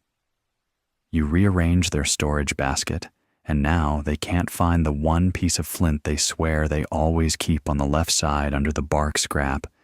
You're both tired, you're both snippy, and there's a rain cloud hanging over everything that has nothing to do with the actual weather. You don't fight. Not really. You just get quiet. That quiet that isn't peaceful. The kind that's too careful. The kind where every gesture becomes loaded. You offer them stew, and they take it without saying thanks. They grind corn, but don't offer you any of the roasted kernels like they usually do. You both know it. You both feel it. So you do what couples here do when things get weird. You split up, for a bit. You go help your uncle with the fish nets. They go harvest wild onions with their cousin who never shuts up. It's not avoidance, it's air, space, time to not glare at each other over fermented berry mash. By evening, your hands smell like river and rope. Their sleeves are covered in dirt and sarcasm. You meet by the fire, say nothing. Then they hand you a tiny bundle wrapped in leaf. Inside, one roasted onion. Sweet, still warm. Not much, but enough. You eat it. Slowly, thoughtfully, like it's an apology in edible form. Later that night, you both repair the door covering, together, in silence. You hold the reed, they tie the knot. No arguing about the angle. No complaining about whose side is uneven. Just hands moving, synchronized again. Then they sigh. Loud, theatrical. I was mad, they admit. You nod. Me too. You both stare at the fire for a while. Then, we're not very good at being mad. Nope. Another pause. But I still like you. You glance over. You do? They smirk. Even when you move my basket. You grin. Even when you track mud in. You don't say, I forgive you. That's not how it works here. Forgiveness isn't a grand act. It's the way you sit a little closer. The way you split the last bit of jerky without making a joke. The way you start weaving a new mat together because the old one creaks and you both know it's time. In the village, people notice. Not the tension, not the fight, but the way you move a little softer again. The way your hands brush. The way your voices fall into rhythm when talking to elders or cousins or children who demand stories for no reason. You're okay. Better than okay. You're learning how to stay. Because here, love doesn't mean never arguing. It means knowing the argument isn't the end. It means building something strong enough to hold the silence too. It's not all harmony after that. Of course it's not. Some mornings you still feel the distance. A little chill where there used to be warmth. A hesitance in how you ask, want the last piece? And how they say, no, you can have it. a bit too fast. But you both keep showing up, because here, the sign of a strong bond isn't passion, it's persistence. You help each other with the firewood again, not with smiles or jokes, just with tired hands and shared understanding. The logs are damp, the twine snaps, your palms hurt, but no one storms off. That's what progress looks like now. One morning, you wake up and find they've patched your moccasin, the one with the hole you kept ignoring. You say, "Thanks." They just grunt, but it's a soft grunt. Later, you watch them from across the field while they talk to their cousin. You notice the way they use their hands, how their shoulders move when they laugh, how their face softens when they're listening, and something small inside you resets. You remember why you picked them, why you stayed, why you're still here, with a shared mat and overlapping chores and a smokehouse that always needs something. You come home that evening with 2 pieces of honeycomb, one for each of you. They raise an eyebrow and you say, "Don't share it with the chickens this time." They smirk. No promises. You sit together near the fire, quiet, eating slowly, watching the smoke curl through the roof slats. You talk about building a second shelf. Again, you joke about putting a wall between your sides of the mat. You laugh too hard at a bad pun about turnips. And somewhere in all of that, the tension breaks for good. Not like a wave, more like thawing ice. Gradual, imperceptible, but steady. That night, they pull the blanket higher around your shoulders before they fall asleep. And you don't move, because this, right here, the silence, the softness, the staying, that's what passes for a vow. It's almost leaf fall now. The air smells like smoke and damp bark, and the bugs have mostly given up for the season. Mostly. There's always that one mosquito that refuses to die, but even it seems slower now, like it's getting too old for this. You and your partner have slipped into something that isn't quite routine and isn't quite ritual, but it holds together, and that's what matters. You know how they like their squash, roasted until it nearly disintegrates. They know not to add crushed acorn to the stew because you pretend to like it, but your face always gives you away. You still trade the drier side of the mat back and forth, depending on who had the harder day. They let you win sometimes. You let them think you don't notice. The truth is, no one sat you down and said, "Here's how to be a couple." You didn't sign anything. No one handed you a carved stick and declared you officially joined. But the entire village treats you like a unit now. Not just romantically, but functionally. When they need help splitting a tree trunk, they ask you both. When someone needs advice, they glance between the two of you before speaking. You are a set, a household, a quiet alliance. You didn't see it coming, not all the way.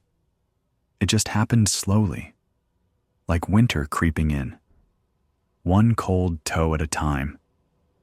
This morning, they're out helping your uncle with something involving clay and complaints. You stay behind to finish drying the meat you oversmoked yesterday. It's not a glamorous task, but it's yours. It's strangely comforting to do something predictable. You hum a little while you do it, a tune you picked up from your partner months ago. You didn't even realize until halfway through. When they come back, they hand you a woven charm. It's crooked, clearly rushed. The edges are fraying, but they made it, with their hands. You run your thumb over the knots and you feel something tighten in your chest. Not the bad kind. The kind that means, this person knows me and they keep choosing to. You tell them it's ugly. They laugh. You hang it anyway. Later, you work side by side fixing the food pit cover before the colder nights roll in. Your hands bump, your eyes meet. There's no heat, no awkwardness, just familiarity, ease. You tell them a story you heard as a child, about two foxes who kept stealing each other's prey, only to one day curl up under the same bush without realizing it. They say, "We're definitely the dumber fox." You say, "You are." And then you both laugh, because the joke isn't new, but it still works. That night, someone's child asks if you're going to have a baby. You nearly choke on your tea. Your partner snorts so hard they nearly fall off the stool. The child just stares, like this is a reasonable question, which, in this culture, it sort of is. There's no such thing as privacy here. Not really. Not when everyone hears you sneeze and knows what time you wake up based on the smoke from your fire. You don't answer the child. You just hand them a piece of dried fruit and say, "Shouldn't you be asleep?" They run off, giggling. Your partner turns to you. They'll ask again. You nod. "Probably tomorrow." Another silence. Then, "Would it be the worst thing?" You don't answer right away, because this isn't something you rush. It's not a decision made at a fire circle or after a festival dance. It's something you build toward, like the layers of a mat, quietly, over time. Finally, you say, "No," and that's enough. You lean back, shoulder against theirs. Watch the smoke rise. Listen to the distant sound of someone arguing with a raccoon over fish scraps. Classic village problem. You don't feel the need to speak again for a long while. This is how people grow old together here. Not through vows or speeches or dramatic reunions, but through shared work, shared food, shared blankets that are too thin, and jokes that are too old. And the knowledge that tomorrow, and the next day, and the next, you'll keep showing up. For them. With them. That's what dating looks like when everything is survival. The mornings are darker now. You wake before the sun, not because you're noble or productive, but because something in your spine insists. It's cold, not miserable, but enough to make your bones creak. Your partner groans beside you, wraps the blanket tighter, and mutters something about just 5 more breaths. You're both slower in the mornings these days.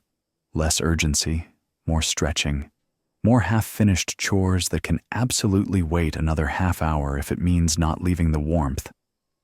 Breakfast is roots and dried berries, and whatever leftovers didn't turn sour overnight. You both eat in silence, side by side, like an old pair of dogs. It's comforting. Afterward, you go out to split wood. They help, even though they hate it. You tease them about their grip. They say your swings are crooked. You argue over whose pile is more even, then drop the argument because neither of you wants to admit your arms hurt. A neighbor passes by and says, "You two still together?" Like it's both a joke and a compliment. You say, "Unfortunately." They say, "Obviously." The neighbor nods like they were just checking. The smokehouse is full now. The root cellar smells like onion and damp clay. You organized it. They rearranged it. You bickered about the placement of the squash for a full hour, but now it's settled. Probably. Later you're invited to a naming ceremony. Not yours. A cousin's cousin had a baby. You're expected to attend. You sit in the back. Your partner leans against you, their arm pressed into yours, eyes half-lidded from warmth and boredom.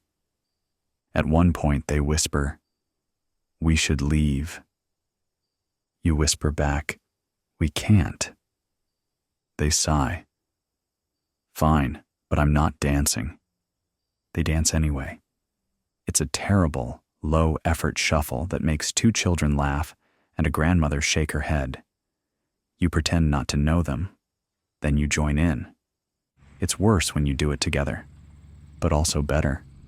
That's sort of the theme now. After the ceremony, someone gives you a piece of woven cloth, a thank you for helping with the harvest. It's beautiful. Your partner immediately tries to use it as a head wrap. You take it back. You both laugh. Then you give in and let them wear it. Crooked, smug, ridiculous. That night, while washing up, they ask, "Would you have chosen me if we lived in a bigger place?" You pause. What do you mean? Like, if we had options. If you hadn't just seen me at the river one day and thought, well, they're not throwing rocks at ducks. Good enough? You smile. You did throw a rock at a duck. Once. It was sick. I was putting it out of its misery. You pause again. I think I would have picked you anywhere. They go quiet. Then, okay. Same. You dry your hands and don't say anything else. You don't have to. That's the thing about living like this. Most of the important stuff gets said in the in-between. In the way you pass each other the soap. In how you fold their shirt even though it's ugly. In how you start singing just loud enough for them to join in, badly. This is what dating turns into. Not fire, not butterflies, but roots. And that might not make for a good story at the next dance circle, but it makes for a life. And it's yours. The wind changes. You feel it first in your teeth somehow, like your bones know what's coming before the sky does. The air smells cleaner, harsher. The kind of clean that scrapes your lungs a little. It's time to gather more firewood. Time to double pack the roof that still leaks in the northwest corner, no matter how many times you patch it. Your partner hates this season. They get grumpy when their fingers go numb. They mutter about how everything tastes like root and ash. They bundle up in 3 layers and still complain that the breeze is personal. You, though, you like it. The quiet. The excuse to do less. The way people walk slower, talk softer, sleep longer. You and your partner start staying inside more. You talk about nothing. A lot. Like how your cousin's laugh sounds like a frog. Or which tree in the village you'd live in if huts didn't exist. Or whether birds understand jealousy. Once, during a lull in conversation, they say, "You ever think about what would have happened if we hadn't met?" You roll over on the mat, blanket up to your chin. No. They raise an eyebrow. Never? You shake your head. Because we did. It's not a clever answer, but it's enough. They look at you for a long time, then say, "Okay." You fall asleep with their foot wedged under your leg and one of their arms across your stomach like a shield made of tired limbs. In the morning, you wake before them. Again. Always. You stoke the fire, peel back the mat cover, breathe in the icy air that pours through the door flap like it's trying to prove a point. You hear them stir behind you. "I had a dream," they croak. Uh-oh. You were a fish. Like an actual fish. You had feelings, but no hands. You blink. And? I loved you anyway. You smile. That's reassuring. They roll back over. The day unfolds the way most do now. Slow, practical, muted. You repair a basket. They boil something that smells like regret. You trade gossip with the neighbor who always accidentally drops by right at mealtime. Someone's child runs into your hut, steals a feather, runs back out. You don't chase them. Too cold. Not worth it. That evening, your partner starts weaving something. They won't say what, but you can tell by their hunched posture and the number of knots they undo that it matters. You don't push. Just keep them company. That's the thing now. You don't need to know everything.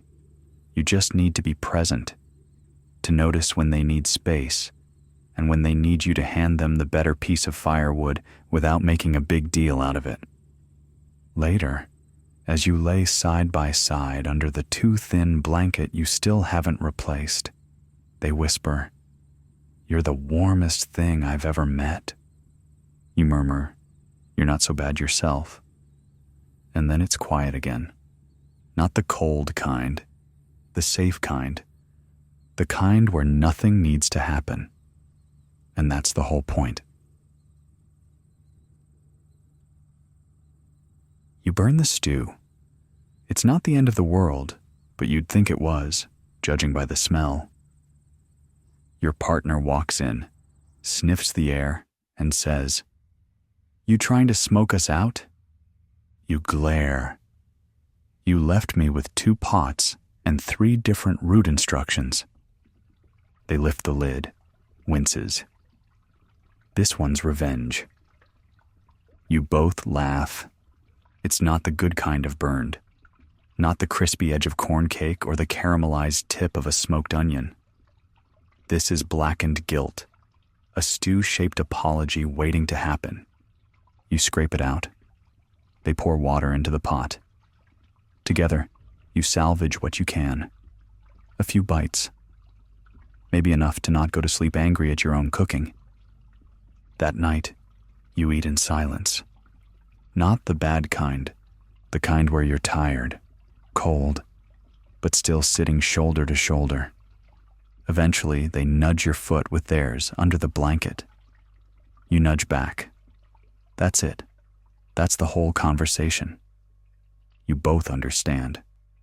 Love here isn't big speeches or perfect meals. It's burned stew and blanket foot wars and not walking away. The next morning, the sky is pale and flat. Snow hasn't come yet, but it's close. The kind of cold that hangs in the wind like it's waiting for permission. You and your partner spend the morning mending. Clothes, baskets, each other's moods. They hum while they work. You whistle. You're both off-key. Later, someone in the village falls ill. You bring broth. You don't even talk about it. You just see the look on your partner's face and start filling the pot. You walk together. Sit with the sick auntie. Talk with her daughter. The kind of small shared duty that used to feel like a big deal, but now just feels normal. On the way home, your partner says, "She said we seem calm." You raise an eyebrow. "We are calm." They shake their head. "She meant settled, like 2 tree trunks growing next to each other." You pause. "Are tree trunks supposed to be romantic now?" They smile. "Guess so." At night, you share the last of the dried berries. The good ones, the ones you've been saving. They take one and say, "This tastes like late summer." You nod, or like we're pretending it's still late summer. You eat the rest, because winter is coming, and sometimes love means eating the good stuff now, while it still feels like a choice. You sleep with their head tucked under your chin. It's cramped, uncomfortable. You wake up twice from pins and needles in your arm. But you don't move, because this is what staying looks like. There's no sun today, just gray sky and air that bites. You wake before your partner, their foot's wedged into your side. Somehow, their entire body has taken over the mat. You consider pushing them. You don't. You just lay there, staring at the roof beams, watching your breath in the air.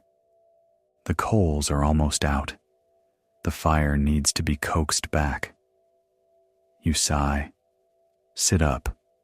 Your joints click like someone snapping twigs under your skin.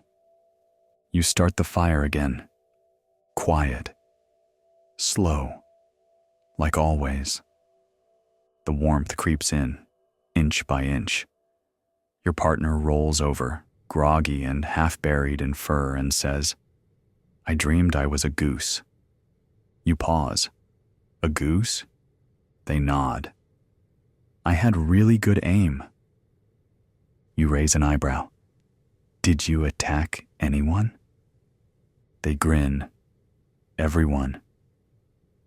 You make breakfast, some kind of mashed root that neither of you likes, but it's food, and the food pile's getting low.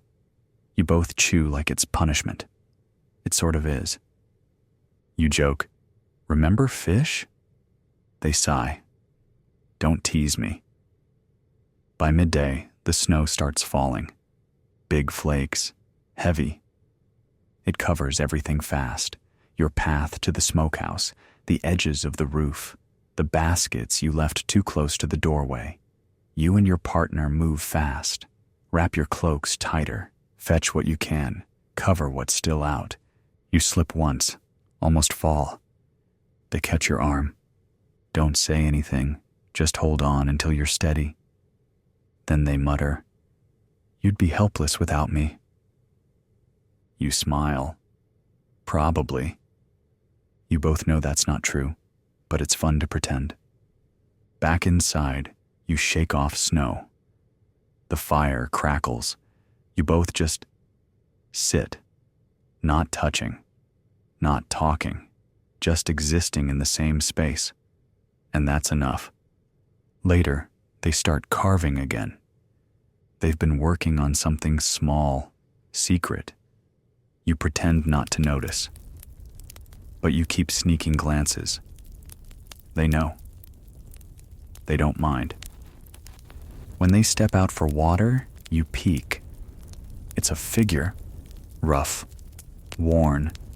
You, or at least you think it's supposed to be.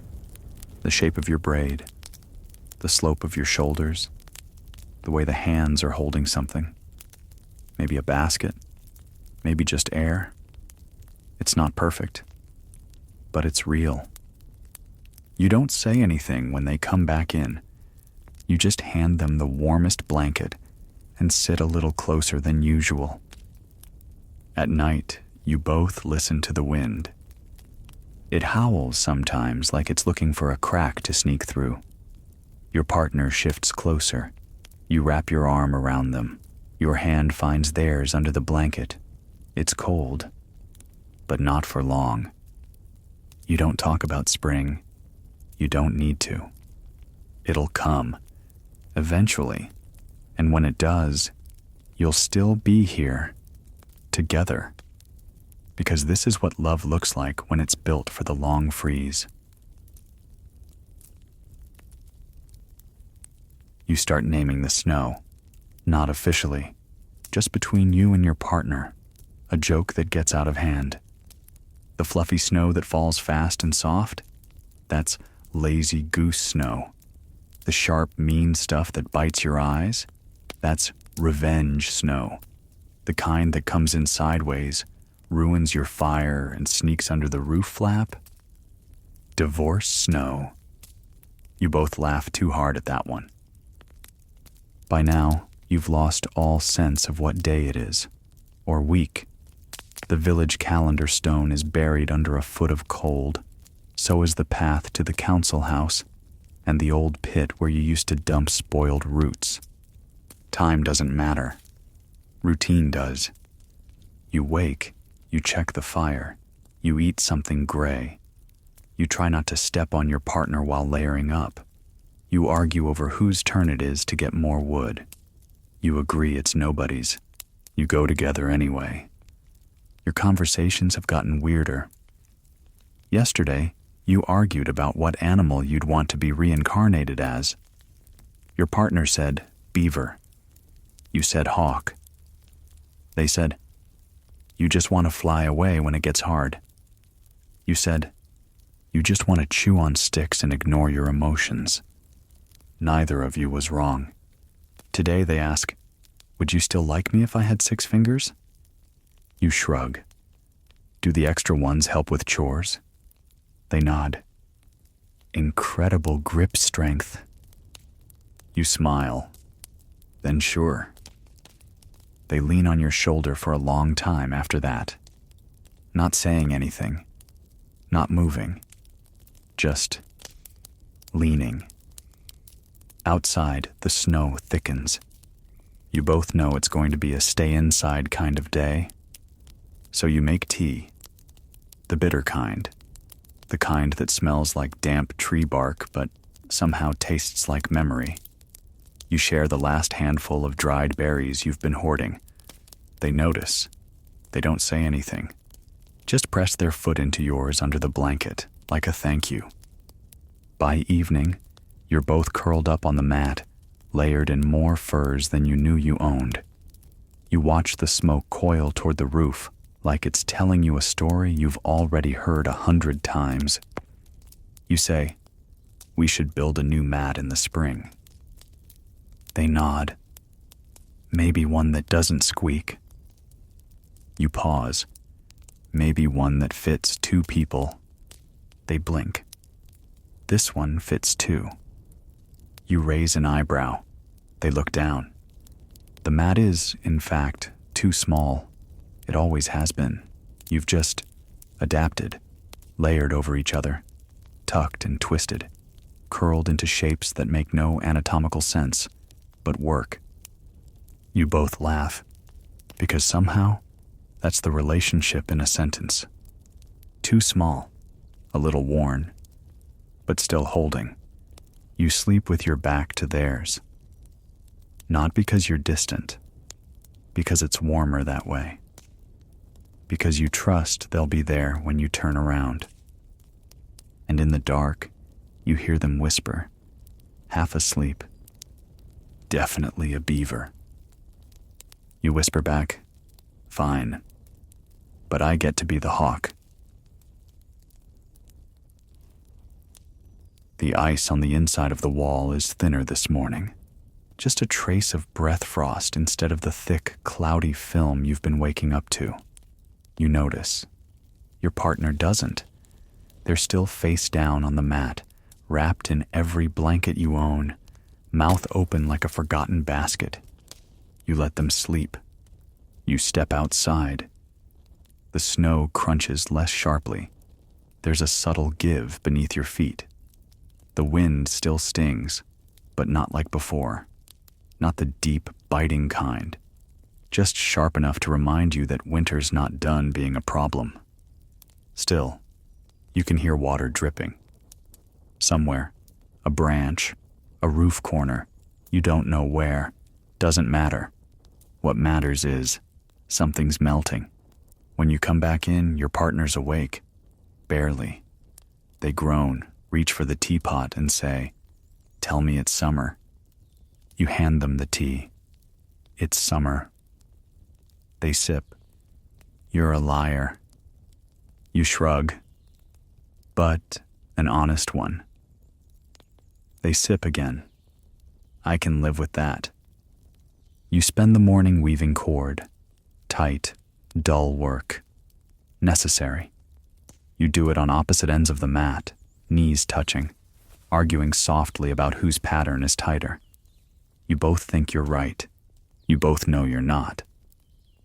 The afternoon is warmer, barely, enough to make you both restless. So you go for a walk, together, no reason, no destination, just out. It's strange, seeing the village half sunk in snow. Everything looks smaller, softer, like the world's been wrapped in silence for months, and no one dared break it. You hold hands.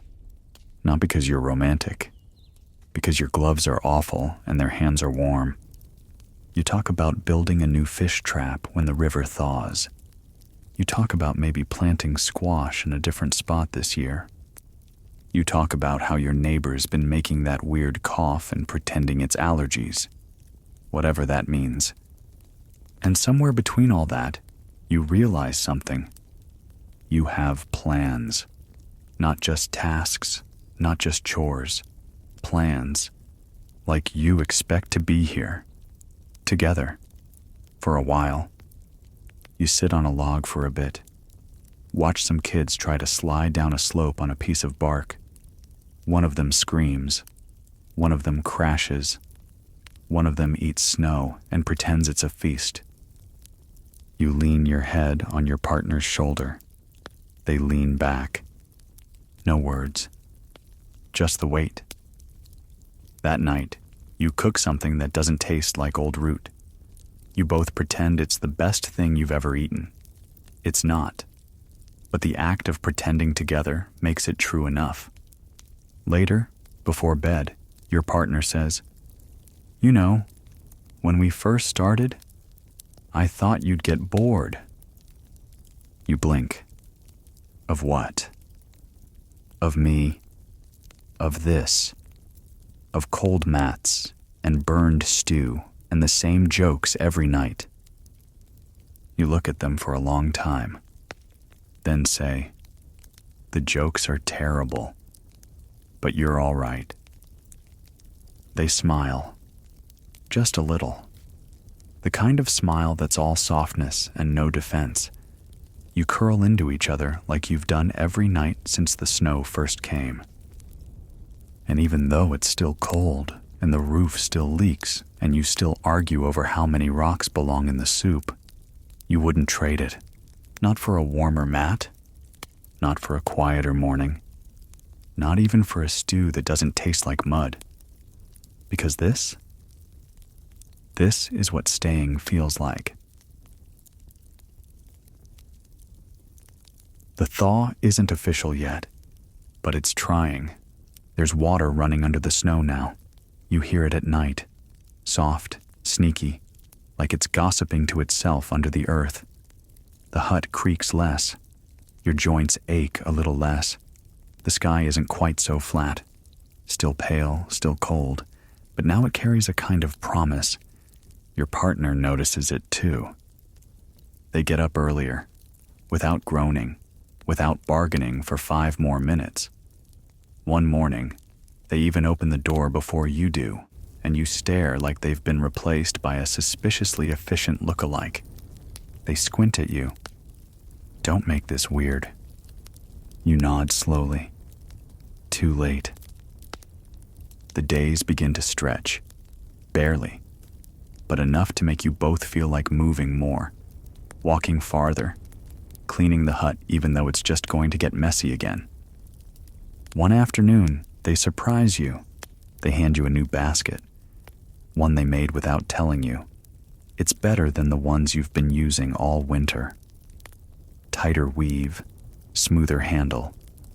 You trace your fingers along the edge and say, "Who'd you steal this from?" They grin. "Yours, if you stop complaining about my cooking." You pause. "That's blackmail." They shrug. "Still valid." You take the basket. You keep complaining anyway. That night, you sit outside for the first time in weeks, on a log that's finally free of snow. The stars are out. Your breath still fogs the air, but you don't mind. You sit close, not out of necessity this time, just because. You talk about the first time you saw each other. They say you looked too serious. You say they tripped on a rock and tried to pretend they meant to do it. They gasp. "You saw that?"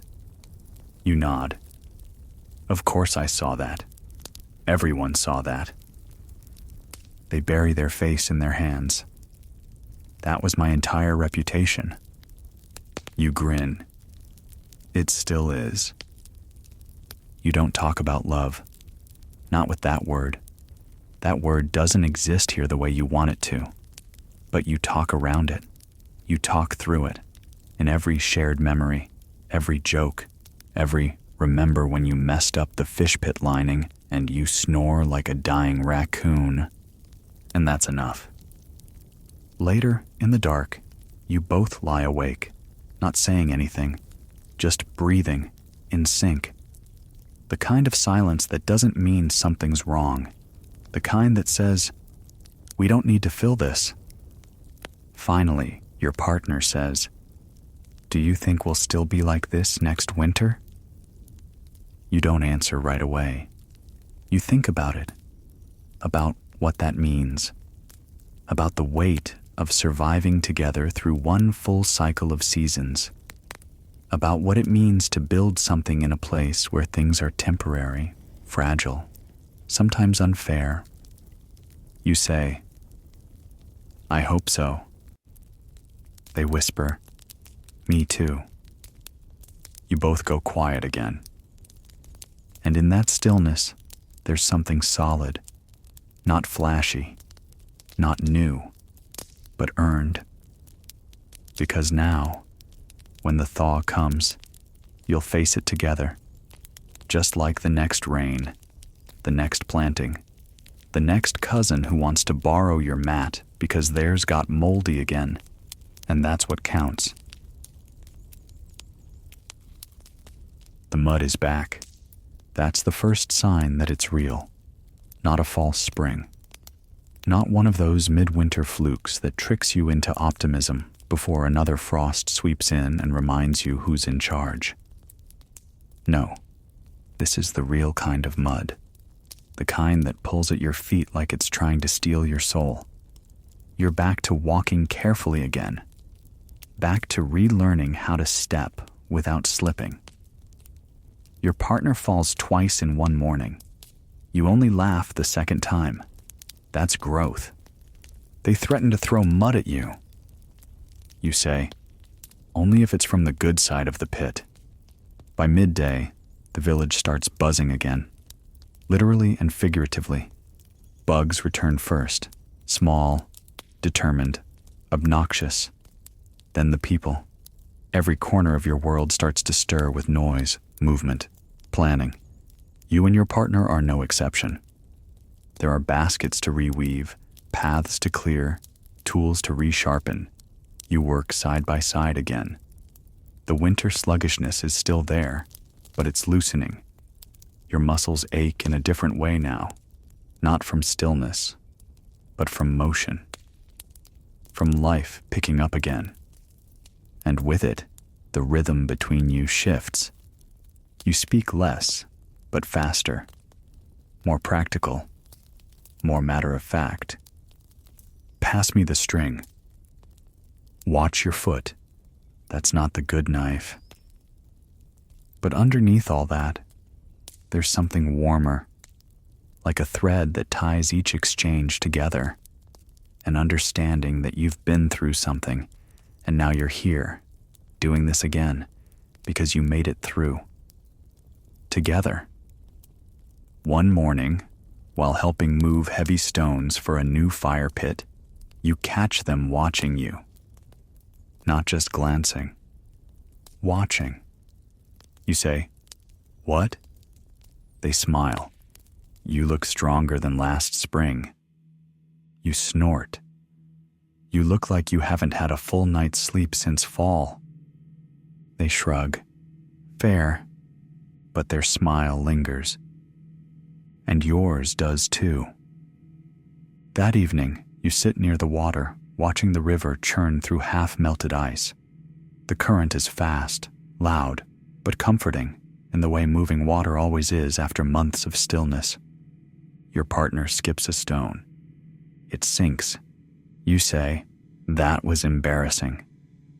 They say, "That was practice." You hand them another stone. They skip it, twice. Progress. Back in the hut, you find their carving again. The one they made during the coldest weeks. It's more finished now. polished. You can definitely tell it's supposed to be you, or at least your outline, your posture, the way you hold a basket like it might explode. You ask, "You gonna make one of yourself too?" They shake their head. "No need." You squint. "Why not?" They say, "Because when I'm gone, everyone will still know who I belong to." You don't know what to say to that, so you don't say anything. You just place the carving carefully on the shelf beside the dried herbs and the flint blade and the 3 beads you still haven't figured out how to use. The wind outside is soft, the kind that rustles leaves instead of stealing them. You both sit by the fire that night with the door flap open, watching the shadows shift. Neither of you mentions next winter, because there's too much to do between now and then. But you both know you'll be there. You forgot how loud spring is. Not just the birds, though yes, they're back and they're shouting, constantly, at each other, at the wind, at no one in particular. But it's not just them, it's the people, the dogs, the babies that were quiet all winter, but now have discovered screaming as a hobby. The entire world feels over-caffeinated. Your partner hates it.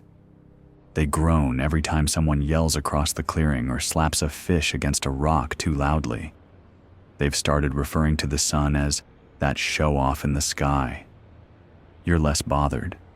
You're just surprised by how quickly everything bloomed without permission, including the social energy. Suddenly, people want things from you again. Help fixing a roof, advice about storing mushrooms, mediation in a neighbor's argument about who actually owns the good clay pot. And of course, everyone wants to know if you and your partner are still a thing. Which is funny, because it's been over a year now. Still a thing?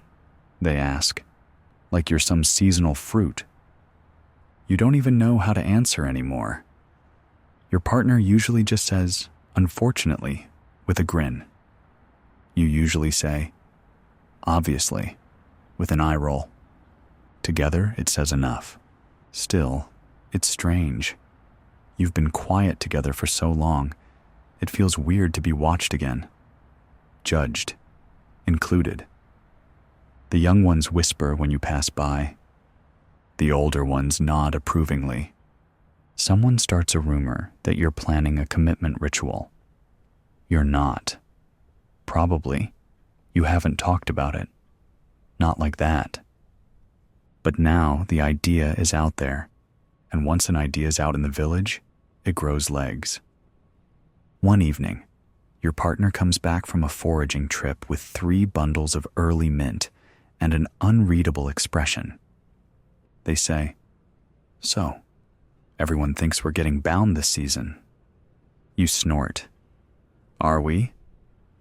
They shrug. "Do we need to?" You think about it. About the days, the mat, the fire, the burned stew and the better basket, and the fact that you know each other's moods by how loud the footstep is on the threshold. You say, "We already are." They look at you for a moment. Quiet. Then they nod. "Good. I didn't want to share my berries with someone else." You grin. "Especially not that one cousin who eats with their mouth open." They grimace. "Hard pass." So that's settled. No ceremony, no declarations. Just a mutual understanding that, yes, you're already bound. By work, by weather, by routine and laughter, and the way your hands find each other in the dark without needing to see. The next day, someone asks what you're doing for the ritual. You say, "Sleeping in." They say, "Bold." You say, "Earned." Later, you and your partner sit by the river. The ice is long gone. The water is fast and loud and smells like fish and pollen. You talk about the garden, about redoing the roof again, about maybe teaching one of the neighbor's kids how to weave, since they keep hovering anyway. You don't talk about love, not directly, but it's there, in every plan, every sigh, every time you hand them a better tool without being asked. This is what dating becomes when it works. Not the fire, not the dance, but the stillness between things, the knowing, the staying. The spring gathering is loud. Every year it's the same. Food, dancing, more food, too much food, someone passing out in the wrong hut, and 3 different people playing the flute at once like it's a competition no one asked for. You and your partner show up late on purpose, not because you don't want to go, just because you know what's coming. The questions, the attention, the sly smiles, and the not-so-subtle nudges. Everyone wants to know how you made it work, as if it's a secret formula, as if you haven't just been surviving together every single day. A cousin approaches with sticky fingers and a half-eaten berry cake and says, "You two still like each other?" You answer, "Most days." Your partner says, "Especially when they do the dishes." You smirk. "So, 1 day a week?" The cousin laughs, wanders off. You both sit on the edge of the gathering, watching the chaos unfold. Young couples are everywhere, awkward, overdressed, whispering in corners like they're planning something revolutionary, holding hands like it's a political statement. You remember that weird, fluttery, performative stage. You're not there anymore. Now, your partner hands you food without asking what you want. You steal the better piece. They let you. You wipe a crumb off their face. They don't flinch. That's your love story now. No flute songs, no declarations, just shared food and eye rolls and warmth. Still, you dance, eventually. Someone drags you both in. It's messy, offbeat. You step on each other's feet. You laugh too hard. Your partner spins you, almost drops you, mutters never again, and does it again anyway. It's good. It's ridiculous. It's yours. Later, as the sky darkens and people start drifting off toward their mats, you both sit near the dying fire. You say, "Remember when we couldn't even talk without arguing?" They nod. Back when you thought turnips were a personality. You nudge them, and you thought I was too serious. They shrug. You were. You smile. Still are. They look at you, soft now. Yeah, but I like that about you. You don't respond. Just lean in. Touch your forehead to theirs. The fire crackles. The village settles. Somewhere in the background, someone starts snoring like a buffalo. Someone else giggles. 2 kids run past, still full of sugar and stories. You both sit there, letting the night wrap around you, because you're not new anymore. You're not figuring it out. You're doing it, day by day, season by season. And tonight, in the afterglow of too much food and too much noise, you realize you've made something solid, something worth keeping. You forgot how muddy late spring is. Not romantic mud, not soft movie scene mud where people fall and laugh and kiss. This is gritty, ankle-sucking, ruin your shoes kind of mud. The kind that lives in your doorway, clings to your baskets, gets under your fingernails and stays there like it pays rent. Your partner slips twice hauling water. The second time, they stay on the ground and say, "This is where I live now." You offer a hand. They take it, grudgingly. You rinse the mud off their sleeve, grudgingly. The romance is real. Still, there's something about it. This time of year, this version of your life. Your hut smells like new wood and half-dried herbs. The mat is less squeaky. The fire doesn't need tending as much. There's food again that isn't just things that grew in the dark. One morning, your partner brings you wild greens without comment. Later, you find out they traded for them. Gave up 2 smoked fish to get the good kind, the ones you like. They shrug when you ask why. Because you always look annoyed when we run out. You blink. You notice that? They snort. I notice everything. It's not exactly a love poem, but it lands harder.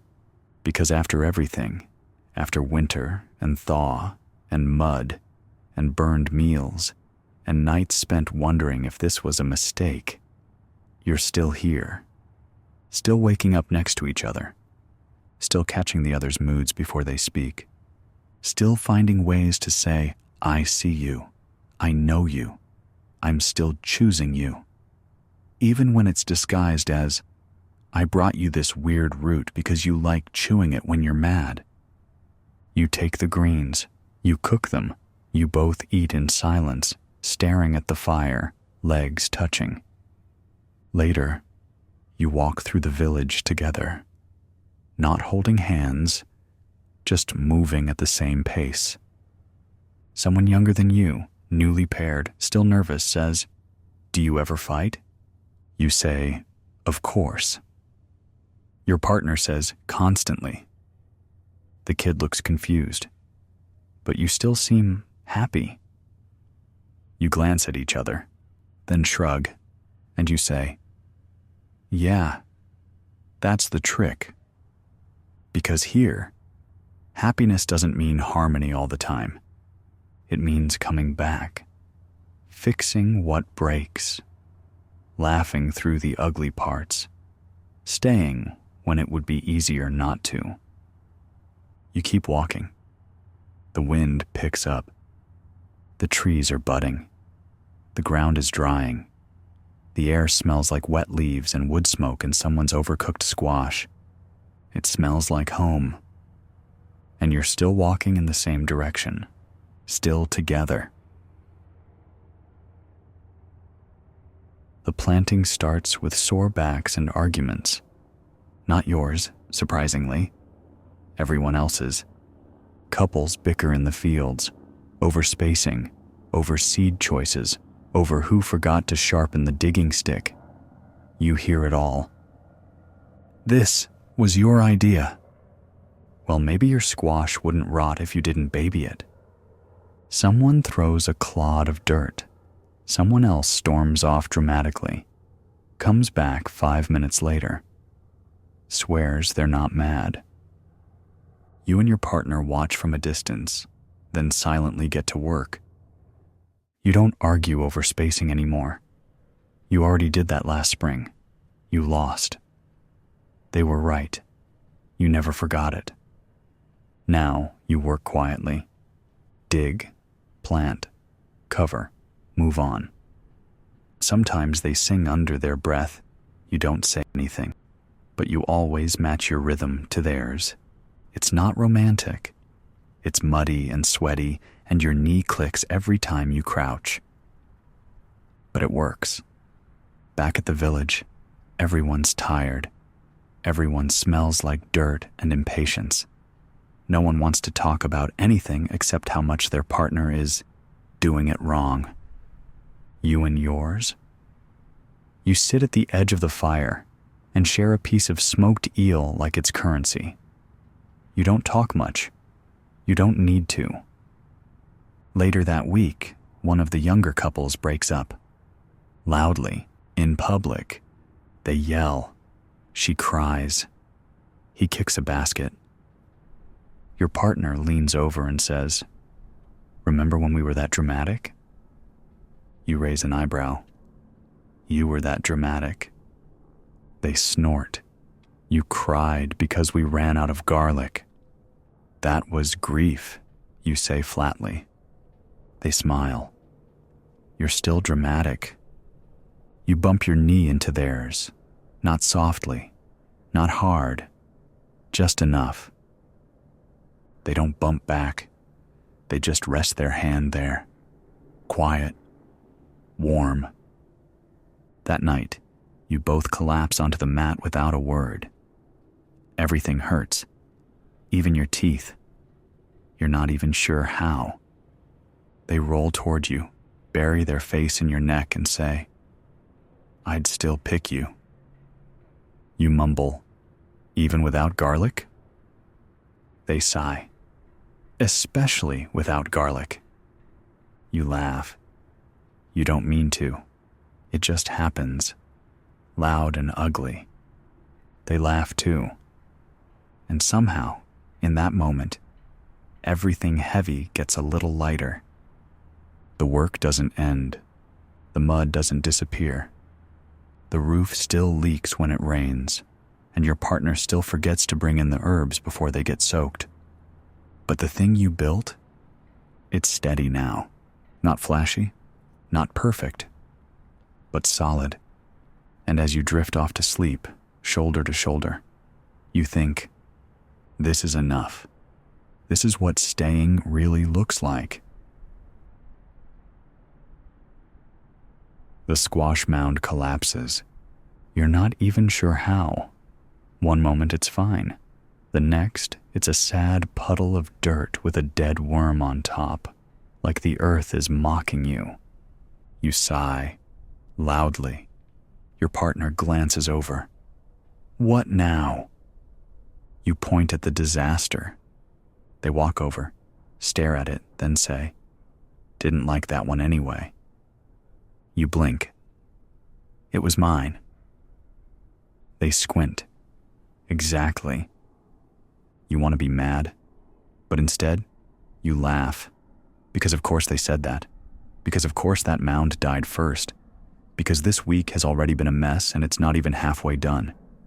That afternoon, it rains. Not a gentle sprinkle.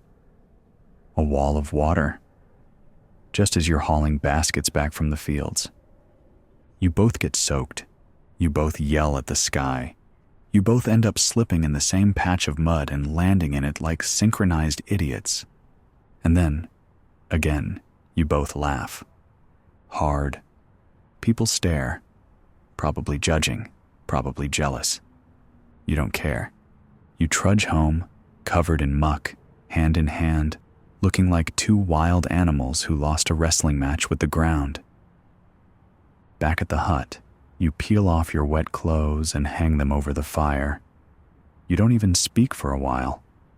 You just sit there, dripping, steaming, your knees bumping as you share a bowl of something barely warm. Later, as you stretch out on the mat, your partner says, "You're the least graceful person I've ever met." You say, "You fell first." They grin. "But I fell better." You roll your eyes. "You're lucky you're cute." They fake gasp. "You think I'm cute?" You groan into your blanket. "Don't make it weird." They snuggle closer anyway. Too late. You don't say anything else. Just let your legs tangle and your bodies warm each other. The storm outside rattles the hut walls, but inside, it's steady. Still. The next day, everyone in the village is grouchy. The rain delayed planting. Some of the clay pots cracked in the cold. Someone tracked mud into the council house and no one will admit it. But you're fine. Not happy, necessarily, but fine. Because the thing between you and your partner doesn't rely on weather, or planting schedules, or perfect mounds. It runs deeper, like root systems underground, quiet and connected. You pass each other tools without asking. You patch the hut together without assigning blame. You notice the new gray hair in their braid, but don't mention it. You just tuck it behind their ear. They say nothing, but you feel the look they give you, even with your back turned, and that's all you need. You spot the first green shoot. It's tiny, barely a whisper of life poking through the dirt, but it's there, and it's real. And it means the squash mound didn't betray you entirely. You stare at it like it's a miracle. Your partner walks up behind you, sees what you're looking at, and whispers, "Apologize to the earth." You don't, but you do gently touch the little leaf with one finger, like a quiet truce. The days are warmer now. Not warm, just warmer. Your shoulders still tense in the mornings. Your hands still ache from holding tools too long, but the air no longer bites. The breeze smells like plants that want to live. Your partner hums more. You think they're making up the tune as they go. You ask, "What is that?" They shrug. "The corn likes it." You squint. "You think corn likes music?" They nod. "Corn's picky." You say nothing, but you find yourself humming it later, too. Even the village feels different now. Less urgent, less cranky. People are smiling again. Not huge smiles, just those small, sideways ones that sneak onto your face when you're too tired to fake anything else. One evening, someone tells a story around the fire about two lovers who turned into cedar trees so they'd never be apart. Your partner leans in and mutters, "That's dumb. Trees can't walk." You smirk. "Maybe that's the point." They shake their head. "I'd rather be a goose again. At least geese get to scream." You both giggle too loudly. Someone shushes you. You don't care. The firelight flickers across their face, and for a moment, everything feels far away. The planting, the chores, the endless laundry list of survival. For a second, it's just them. Just you. Just warmth. Back in the hut, you share the last of the spring honey with some crushed berries. It tastes better than it should. Your partner licks the bowl clean. You watch them, horrified. They grin. "What?" You say, "Nothing. I'm just reconsidering everything." They offer you the last finger swipe of honey. You take it. And somehow, that's more intimate than anything else you've done this week. You lie down on the mat with your feet tangled. They roll closer, not to talk, just to exist near you, like always. And you realize it's not just that you love them, it's that you like this life. Even the mud, even the bad singing, even the mornings when your back sounds like dry twigs snapping. Because it's real, because it's yours. Because somehow, against all odds, this thing between you didn't just survive the winter, it grew. You wake up alone, not in a bad way, just noticeably alone. The mat is cold where your partner usually sprawls across it like a bearskin with opinions. The fire's already stoked. There's a bowl of early fruit left by your elbow. No note, no big gesture, just that, a bowl, which is, of course, a love letter. You stretch, sit up, eat a few berries. They're tart, like your personality before sunup. You wince through each one and keep eating anyway. Outside, the world is green. Not just green, exploding. Plants are everywhere now, tall, pushy, loud, in their own chlorophyll-packed way. You can smell things again. Rich soil, river water, smoke, your neighbor's very questionable stew. Your partner returns mid-morning, hair wet from the stream, arms full of reeds. You ask, "What did the reeds do to you?" They grin. "It's for the new mats. I'm finally replacing the squeaky one." You blink. "I thought we liked the squeaky one." They raise an eyebrow. "You cursed it every morning." You pause. Affectionately. They snort. "Sure." But they work on the mats anyway. Quiet, focused. You join in after a while. Not because you love weaving, you don't, but because they hum while they work, and you don't want to miss the song. Later, they ask if you want to go foraging together tomorrow. You say, "I thought you liked going alone." They shrug. "I do, sometimes." You say, "Then go." They pause. "You're not mad?" You blink. "Why would I be mad that you want a day to yourself?" They don't answer, just smile, quiet, software. And you realize you used to get nervous when they wandered off alone, back when things felt fragile, temporary, like absence might mean distance, like space might mean something was wrong.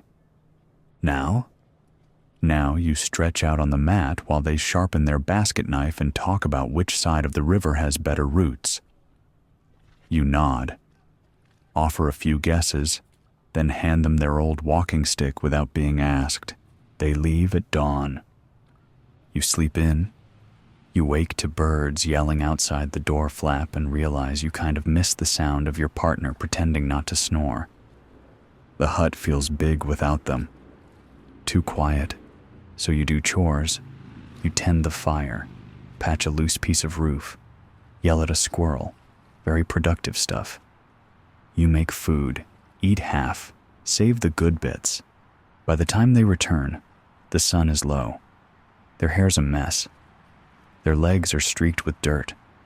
They're carrying too much again, because they always do, and you always tease them for it. You take half the load before they even ask. They say, "I missed your weird face." You say, "That's the sweetest thing anyone's ever said to me." Dinner is quiet, comfortable. Later, when you're lying side by side in the dark, they whisper, "Thanks." You say, "For what?" They say, "For letting me miss you."